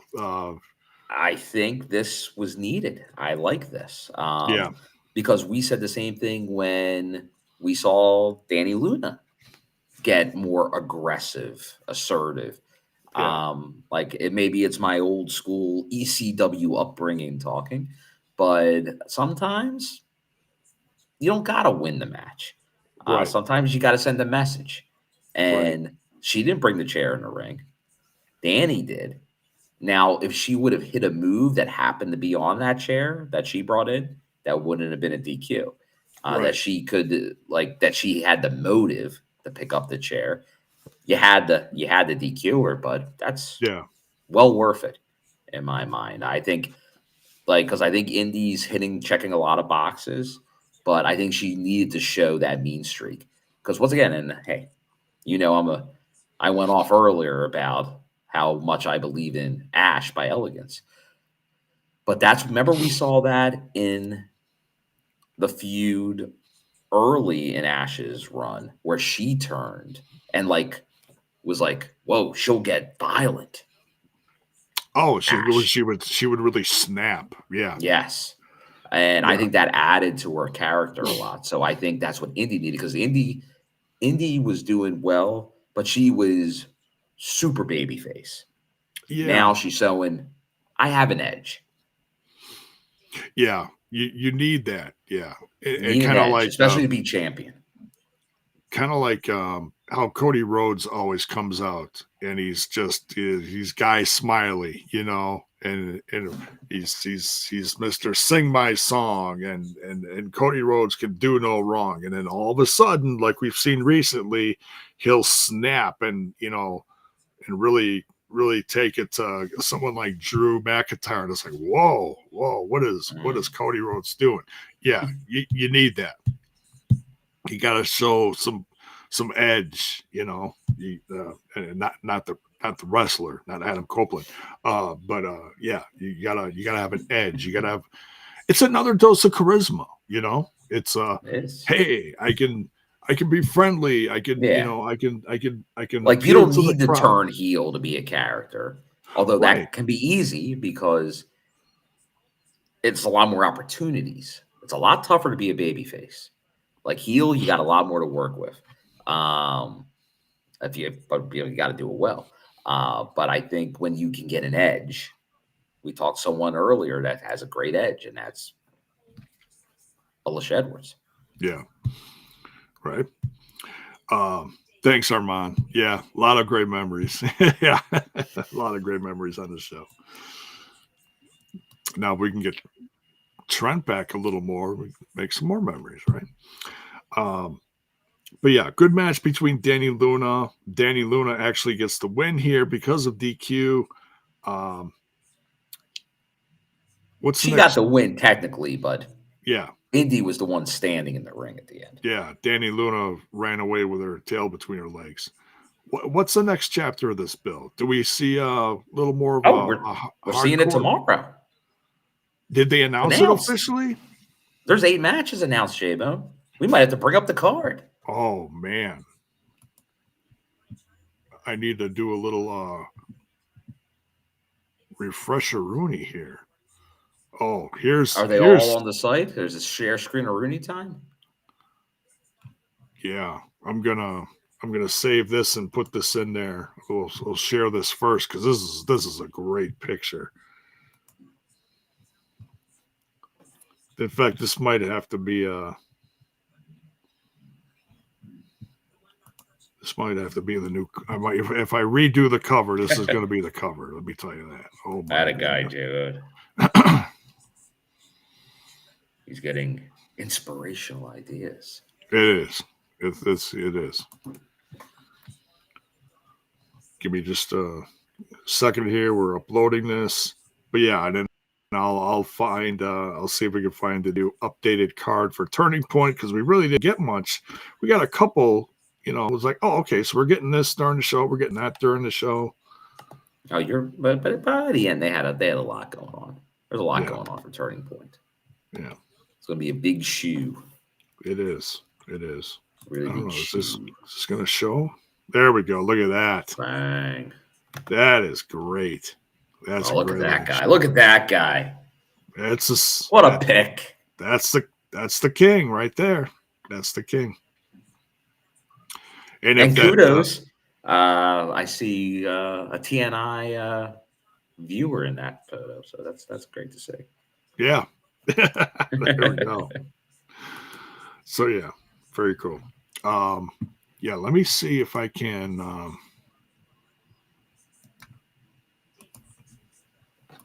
let's see, we got the event.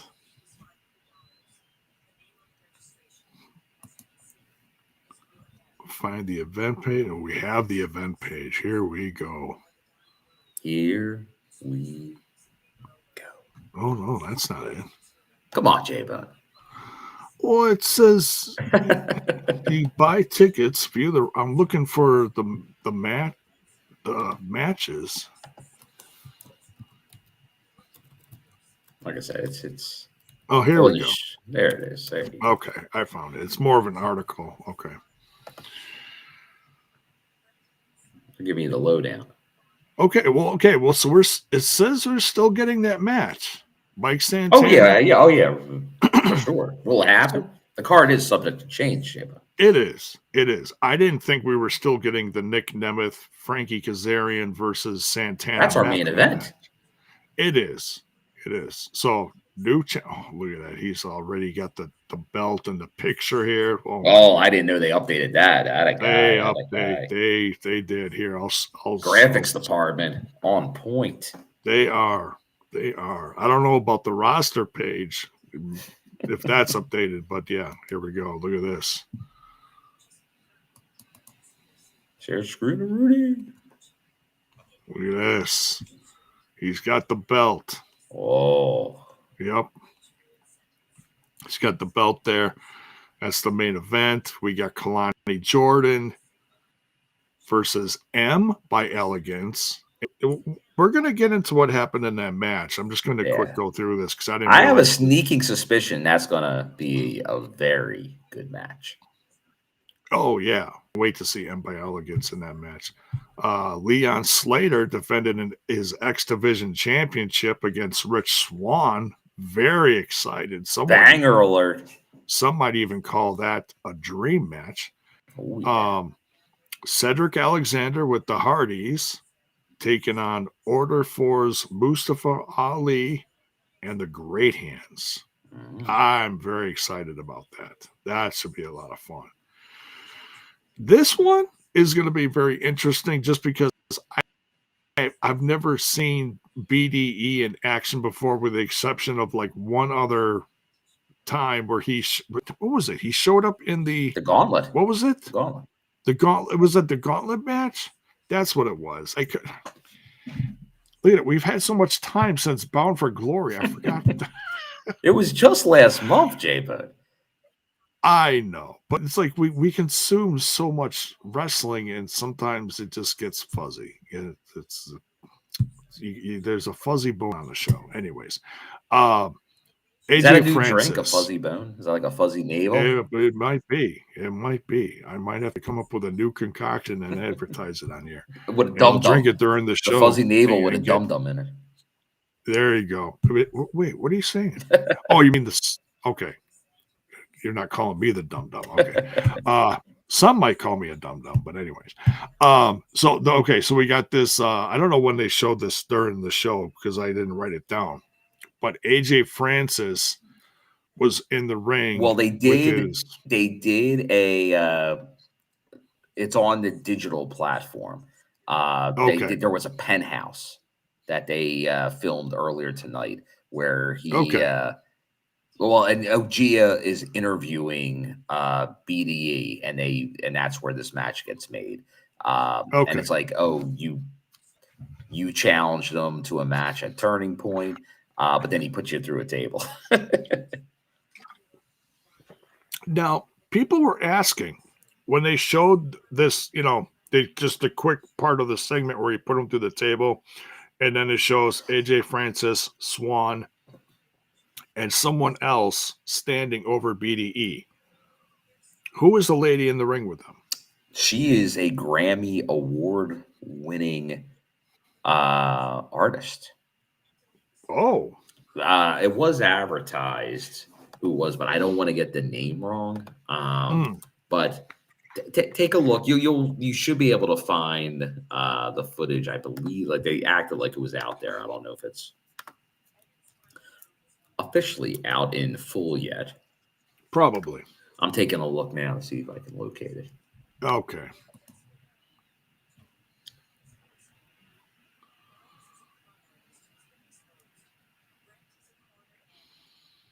Okay, well, while you're looking that up,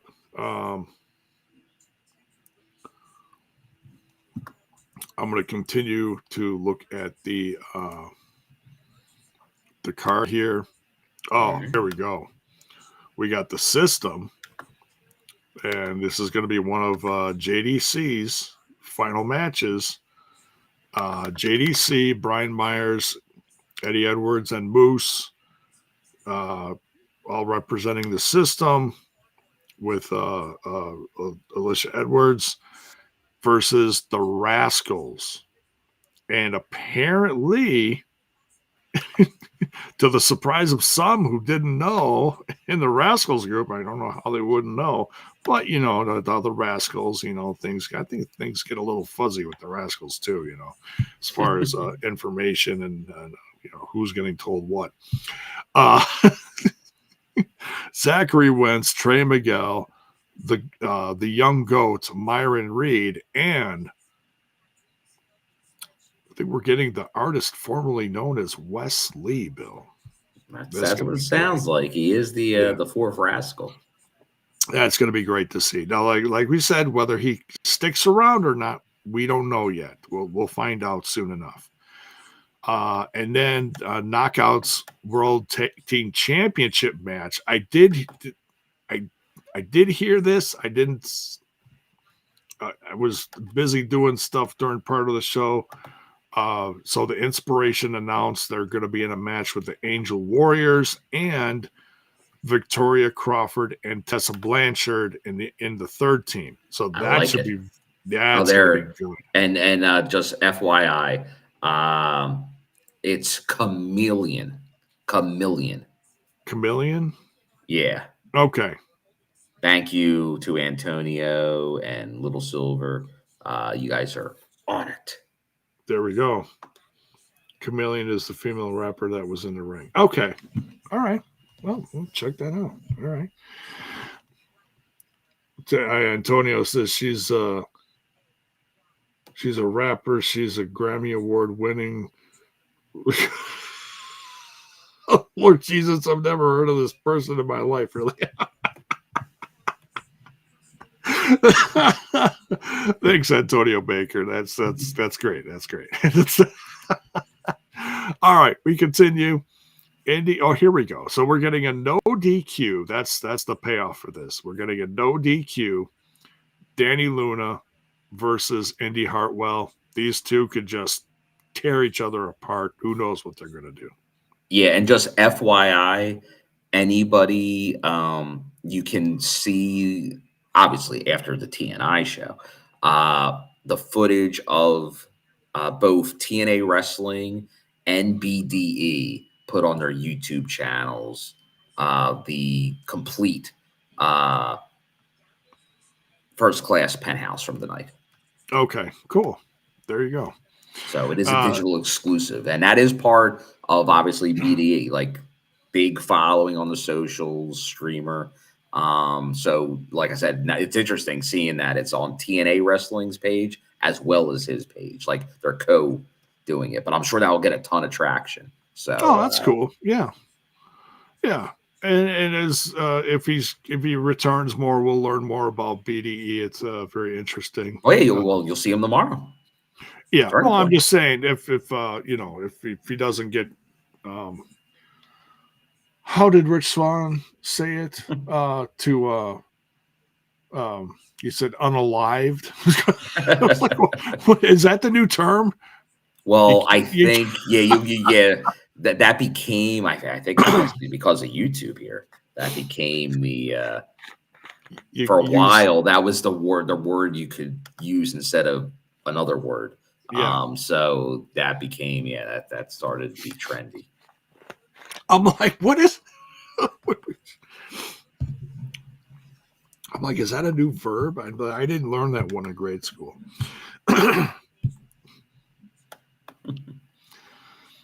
You've been learning all the hip lingo the kids use. Yeah, I try to keep up with it.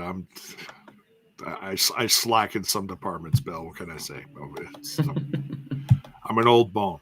All right, so that's the card. Card subject to change. Nothing announced official for the countdown. But it says here the action begins on the countdown to Turning Point, streaming live and free at 7:30 p.m. Eastern on TNA Plus and TNA social platforms. So, very excited for that, and I will be covering that tomorrow night. I was able to pull an earlier shift tomorrow. Pull some strings? Yes. Yeah, the Bone Man pulled some strings. So, there we go. So after a show like that, unless they surprise me and change it, I probably will be around for that as well. So tremendous. So how far away from you are just so it all depends on traffic. Okay. Because I am in my normal where I come when I'm in the Orlando area, and that's usually staying on like International Drive. Which is like right near like Universal Studios and stuff, because tradition, the old days. Yeah. Now, but Full Sail, it's not terribly far away, but Florida traffic, like getting there, it might take 40, maybe even 45 minutes to get there. Getting back at that time of night usually isn't as bad because obviously all the parks are closed and everything. So it usually like on the way back, it took me like 25 minutes. So not bad. Okay. But yeah, I'm like not right around the corner from Full Sail because there's stuff over there, but not like it's better where I'm at for what I want to do in the off time. All right. I got to step away for a minute. I'm going to turn it over to you to continue, and I'll be back as soon as I can. Okay. All right. Sounds good, Joe. All right. So as we continue with the show here, I'll pick up where J-Bone left off. Give me 1 second and let us know. Let us know. Once again, if you're joining us late, what you're thinking of everything that happened. Obviously a big night here. Let's just move that around. And here we go. All right.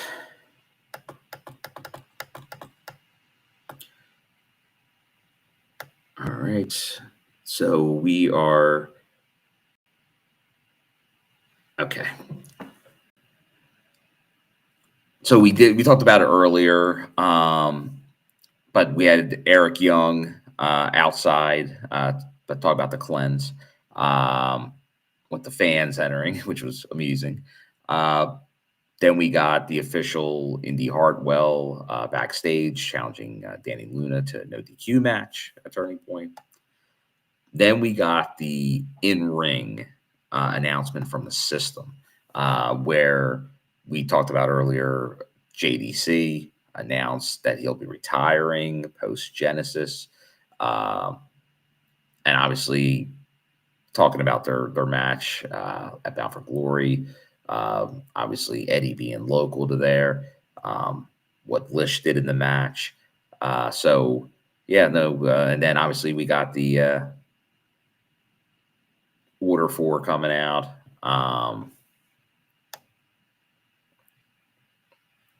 But yeah, JDC announcing the retirement was a surprise. But we did talk about it.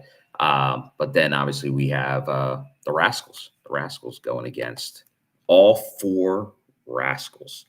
So let us know what you think about Desmond Xavier possibly coming back, maybe on a full-time basis. And where would you like to see him go? Just could the Rascals be now a stable, like all 4 Rascals at one time at TNA? That'd be something.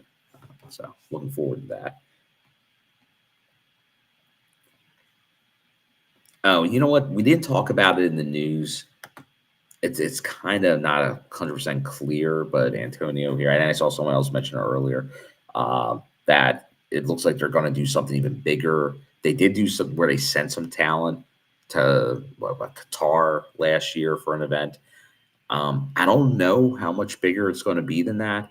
Like, I don't know if it's still just, we're sending maybe more talents over for that event, or if it's going to be more of a co-sponsor type of event.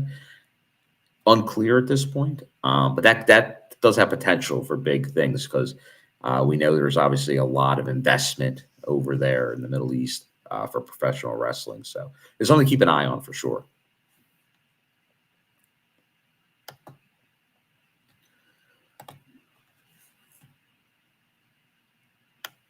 And let us know who you think's coming out on top tomorrow in the Rascals and the System, because JDC, he might be retiring, but he's got couple more matches left in him. We get the Bioflex injury report stating that obviously Elijah's still out with his torn triceps, but he's getting closer. That Lish is cleared after the bruising in the Hardcore War. Leon Slater, he's cleared, even though he has a very hectic schedule going between NXT and TNA and overseas and the US. And Mike Santana's cleared. He's in the best shape that they put over how in shape he is. Now we go backstage and we see the Order 4 coming in, and then all of a sudden they enter the screenshot of the Hardys doing taking some photos, and they start getting into it, kind of laying a challenge down, but nothing official at this point. Then we get pretty much the BDE AJ Francis penthouse thing that we talked about. And we see another thing getting made because we got Gia back there. Leon Slater, he puts over BDE. Rich Swann interrupts, and then they set up the X Division match.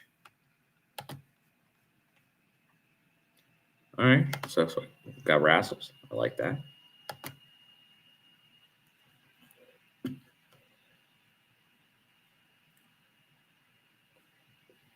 With the chat here, okay.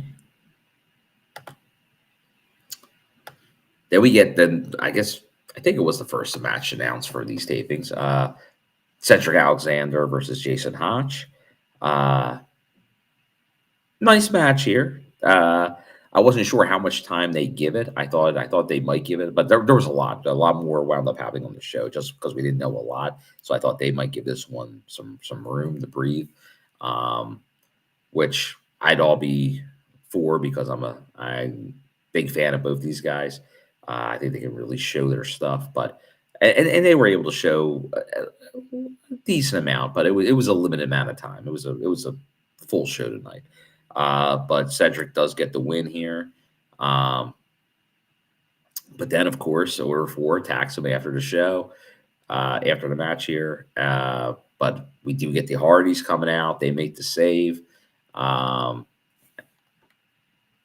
So we start seeing what it's going to look like for that match that we get set up. But until then, we talked about a little earlier. We get Mila Moore's interview, giving some more information, a vignette before we see her in action, which is good. I know some people have been asking where are the new knockouts, but we always talk about it. The thing with TNA is, like, even like the people they do, like everybody gets worked. Like everybody gets work. Like they're on TV. There really isn't many roster members that don't get used. And then especially like when they maybe sign a contract, especially people that are developing, they may, like, they're working on it. They're finding the right time to bring them in. So I feel like right now with the Knockouts division, they're seeing that movement. So I think there's a good chance in the next few weeks you'll see both Mila and Jada on programming in the near future. Good to see some more people in the chat. I think some people probably are just catching wind now of what happened tonight. And if you haven't heard the news, you don't have to go too much farther. We're getting there, but there's a new world champion at TNA, and it's Frankie the King Kazarian. Shocker. One of the TNA has had a lot of surprising moments, and that's up there. Because I did not see that one coming. Although from afar you could see it. It's just, would they make that kind of move? And they did. They swung for the fences tonight. So after we hear from Mila more, we get, and we know we'll have a similar thing next week with Jada Stone. We get the Knockouts World Championship match, which is Kelani Jordan defending, obviously from the NXT brand, against Heather by Elegance.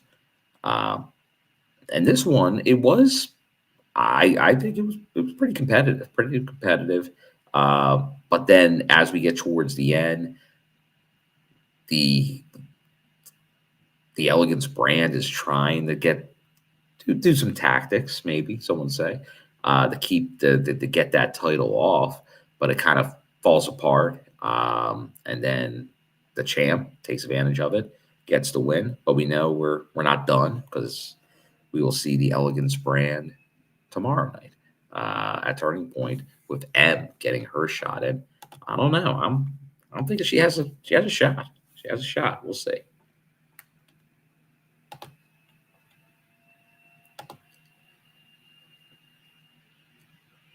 We do hear from, we get confirmation that the Inspiration will defend the Knockouts tag titles against two teams at Turning Point, which we talked about, Tessa Blanchard, Victoria Crawford, which definitely feel like they're officially tag division team. Not against it. I think they add a lot to it. And then the Angel Warriors. So I know I saw someone say Angel Warriors they thought might come out. But yeah, do you think the Inspiration are losing? And then do you think one of those two teams are taking the belts? Something great to see once we saw his return at Bound for Glory. Not in action yet, but great to see Elijah with the concert. And we get some guitar playing, we get some singing. Everyone's walking with Elijah. But then, of course, the Party Pooper, Mustafa Ali, comes out, ruins the concert for everybody. Saying, like, pretty much making a match, Order 4 versus the Hardys and Cedric Alexander. But Elijah says, hey, forget that. I'll go after you right now. Let's make a match. But before they can do that, Ali grabs one of the guitars and then hits him in where he tells us about the surgery. And so Ali doing Ali type things. To no surprise.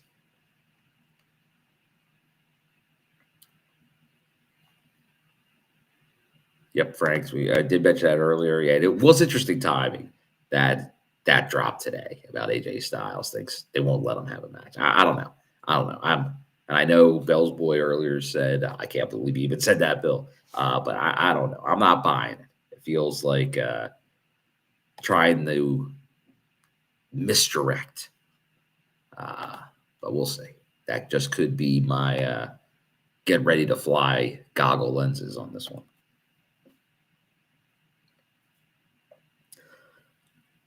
I don't want to go too far because I don't know if JAYBONE will be back, but we'll get into it because now we're approaching what looked like it was going to be the final match of the night. But you're like, well, how long could this go? And that is the match that was made at the beginning of the show. Our newly crowned world champion, Mike Santana, defending against Ryan Nemeth. And he's only getting a title shot for Mike Santana can teach him a lesson.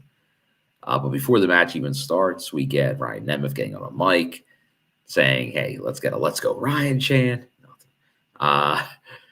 So obviously not much interest there by the crowd in Ryan Nemeth to do that. They just want to see him get taken out by Santana. And that's what we thought we were going to get. But early on, as Santana's taken off his jewelry, He kind of goes after him. Match starts, so he gets a little bit of an advantage that doesn't last long. But then it seems like Nemeth is gonna come out, but then he's taken out. And then shortly after that, we see people start flying into the ring, and it's all the people from NXT we talked about, a mix of, and maybe they are a new group. But they start attacking the champion, and this is what it is. I got to see what's official, but TNA is actually, I wasn't sure if they'd say, but it's just considered a no contest. So Ryan Nemeth went out of the ring. So technically, as a no contest, that's a 0 defense for Mike Santana. Once again, I got to feel like that storyline. And let us know what your thoughts are. I know people are definitely strongly opinionated on this matter. But we had a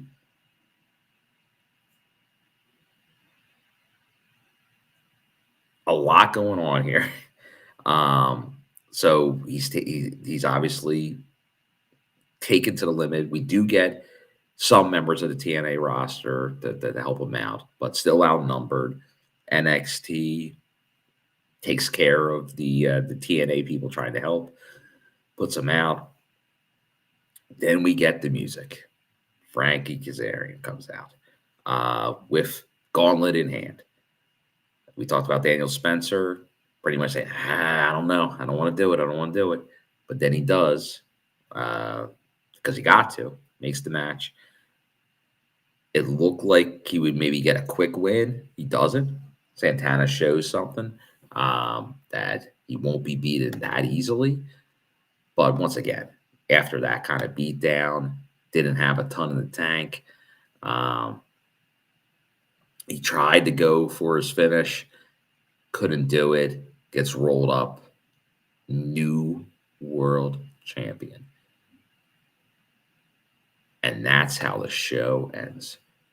Shocker. Shocker of a night. Live. Yep. Yeah, let's not forget who did help out because, like I said, it was Macklin, the hometown man, and the Rascals. So not a ton. Like some people will debate. Like, hey, well, why wasn't there more people out there? Aaron Jack, he's hitting on the strings here. Reckon we finally get JBL back tomorrow night to finish this long story. I know JBL said a while back that it got abandoned because people changed, but I'll tell you, coming up the Texas rounds, Genesis, depending where Nemeth is in this world title storyline at that point, I want some closure on JBL. I don't think we're going to get it, but I'd like to see it.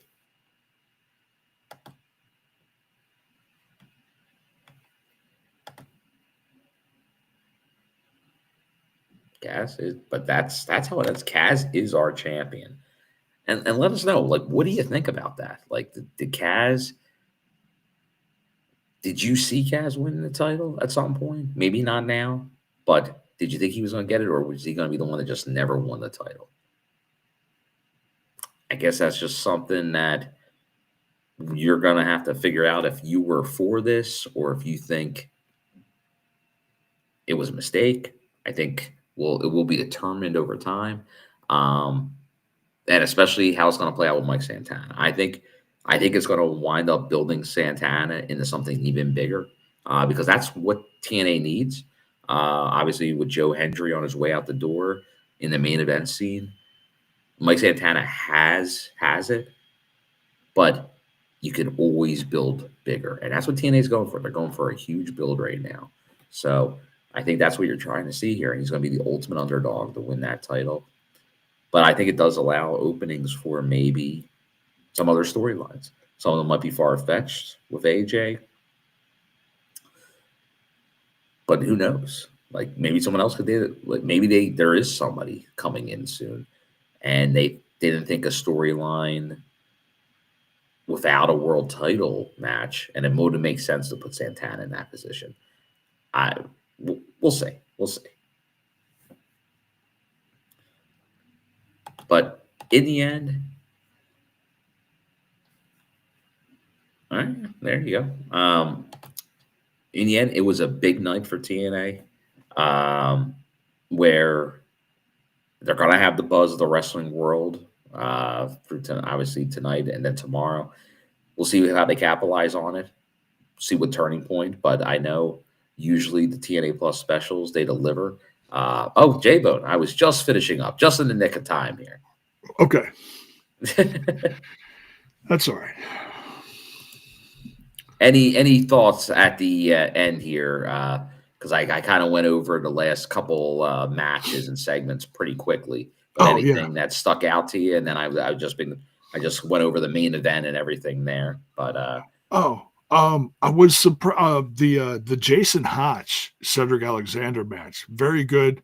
I was a little surprised that I felt like Cedric Alexander needed a win, but I kind of felt like this was going to be a point where they were going to really start pushing Jason Hotch. And I was saying this during the live reaction, saying, eventually he's going to have a breakout year. He hasn't really had a breakout year yet. He's had breakout moments. He's had breakout moments. Right, and with his group. Right. Yeah. But even in individual, like an X Division type stuff, and like he's pulled off some of the best moves in these matches.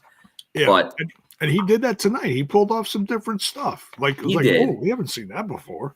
But but we talked about it before, though. Cedric hasn't had many wins. No, and he deserves to have. He's like if Cedric's losing that match. And I'm about the biggest advocate for Jason Hotch you'll find anywhere. Right. Cedric had to win that match. Yeah, I agree. Yeah, I could say both, but Cedric Alexander definitely. Unless Cedric Alexander, and I think that's in people's mind because Dirt Sheets won a dirt sheet and had no story about Cedric, so said he signed and then said his contract was up the next day, pretty much. Yeah, but. I think that's what's in people's heads with Cedric, and that's why you're like, oh, well, he'll just keep putting people over. And once again, good vet. That's what he does. Yeah. But Cedric's going to get some wins here because if you're going to build Cedric into something, then he's got to get some wins under his belt. And Jason Hotch is a good one. Like Jason Hotch, as long as he's in order 4, he really doesn't need the wins. Right. He'll get plenty by proxy of being in that group. Yeah. Mayor here says WWE bought out Joe Hendry's contract months before it was supposed to expire. Did we have an actual date or when it was supposed to expire? Well, the belief is most contracts end at the end of the year. Right. So I don't know the technicality because they do have different dating. Like it could have been whatever. Like usually it's not exact to the date. Some are. But some might be sometime in November, sometime in December. But it's all the same thing. Like TNA is usually pretty good about it.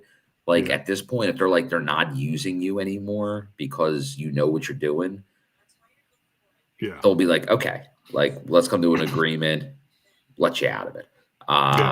No point in prolonging stuff, unless there's a reason to. So and I'm sure we'll find out the deals at some point. It could have been similar to how Jordan Grace's was. Yeah. Who knows? because they ended that early. He's been on NXT a ton lately and getting a lot of support. The crowd loves him. Now, honestly, though, you wrote him off via injury, and then he showed up a couple weeks later. You saying he's still on your roster, but just never there, isn't a good look either. Right. So I think it was best for both parties. Like I said, I'm still shocked that he didn't even do a non-wrestling anything at Bound for Glory. Yeah. When he had Boston themed Joe Henry shirts. I'm surprised that, like, so I got to imagine he was meant to do something. Obviously, he was on the poster. Yeah. So that was a change at some point. So something happened. Yeah. Just before Bound for Glory, that pretty much said, not only is he, because he had stopped wrestling mainly, like he was in tag matches a couple times, but they were not risking injuring him on a TNA show pretty much 6 months ago. That pretty much started happening. He lost to who is now the world champion. Yeah. Yeah. So yeah, like when they did the thing right after Slammiversary and put like Ali and Santana over, then it was pretty much okay. They had him in a few tag things here and there, but that was pretty much the ending that push. Yeah, the push. Matthew Smith with an interesting opinion here says it doesn't matter if they're heels or not. Kaz is going to run through them all. He's the king. He is the officially crowned king. I know that's a little hard to say, Bill, but you gotta admit it now. Put that on a t-shirt. He's the king now. He is the king. So when you're the champ, you are the king. So you are on top. You are. He has something that shows that he is the king. Some might say gold. Some might say you're the best in the world. You know. Some might say. So, that'd be a hell of a match. Champ versus champ. No titles. No, just exhibition. No titles. There you go. Bragging rights. Just bragging rights. Kaz versus Punk. Book it, somebody. It's happening. It's going to headline somewhere in an alternate universe. Anyways, but yeah, we went over 2 hours. We had a lot to talk about.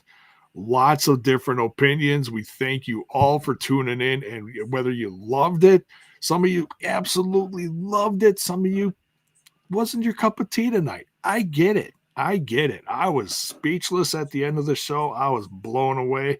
It's going to be very interesting. Number one, what's going to happen with Mike Santana's future now? What's going to happen with Kaz as champ now? Nick Nemeth is he still holding his half of the cup? Can he cash in? I got to imagine he is. Is he? Because he was ready to walk out there. Or did Kaz take the cup and now the cup thing is done? I don't know. Is Nick Nemeth gonna? Is he gonna play? Is he gonna play nice with Kaz as champ, or is he gonna? Oh, who knows? That might be the next feud. It might be Kaz and Nick. Possible. Or will Santana want his rematch soon? Yeah, we're gonna have to see what's up with his arm first. We'll have to see. Maybe he'll be all taped up tomorrow, working with tape me up. Macklin. Tape me up, coach. Put me in, coach. Tape me up, and I'm ready to play. No, all right. Anyways, enough John Cougar Melonhead. Yeah, and then what's up with this new Perfect Storm? Is that the official name of this new group? Robert Stone, he was fired. He was just when we thought we were rid of Robert Stone, he shows up again. Well, and it's interesting because his partner in crime is gone from NXT. That was in that one group of people that were let go, I think, wasn't it? Oh, I'm pretty sure. Okay. So there's going to be more focus on Robert Stone now. Maybe not as an assistant to Ava, but he'll break away from Ava and do his own thing to try to take over whatever, his chunk of the universe. Whatever universe they're rocking in. Aaron Jack says Nick is still sleeping. He's still knocked out. He's going to wake. You got taken out. He's going to wake up and, what happened? It's another universe. Right? So, yeah, give him some more sleepy juice. Give him the weekend off. But yeah, thanks, Bill. I'm glad you were able to join us for this post the live Orlando show. Have fun tomorrow night and Saturday as we find out what happens in this new chapter of TNA, new champ, the Kaz era. The Kaz era. The era of the king. Oh, put that on a t-shirt, please. Oh, well, somebody. You know what? Zach Bonifer, our graphic extraordinaire, man. I think a little Lord of the Rings, Return of the King, with Kaz, his face, maybe a little title. Oh, make it happen. Absolutely. Get on it, Zach. Where are you? But yeah, thanks for joining us. We went like I said, we went a little long tonight. I will be covering Turning Point tomorrow. Not sure about a live reaction, but I will be absolutely doing a review where we'll try to time it. Then I'll be in touch with Bill. Hopefully Bill can join us for that too. But yeah, the future of Trent also. We'll get him back here. We'll drag him kicking and screaming. Well, tonight was the most encouraging one. It was. There were some possibilities. They didn't seem too realistic, but this like I said, once you get the taste of it, right? I think that could he could have been incentivized after that. So we'll see.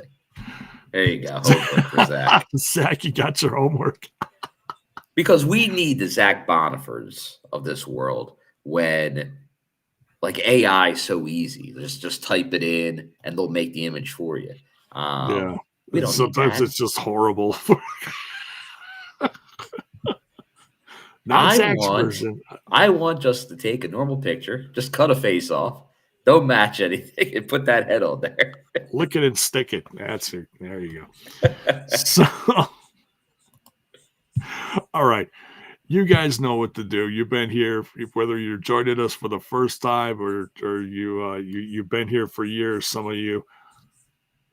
Smash that like button, smash that sub button, ring that bell for notifications. Why? So that you know when we're going to be on your screen. And check out the audio. I'll be trying to update the audio within the next couple of days. And you can find us all over the place. Just Google We Talk Impact and you'll find us. So much love, everyone. We'll see you tomorrow night. Take care. Good night.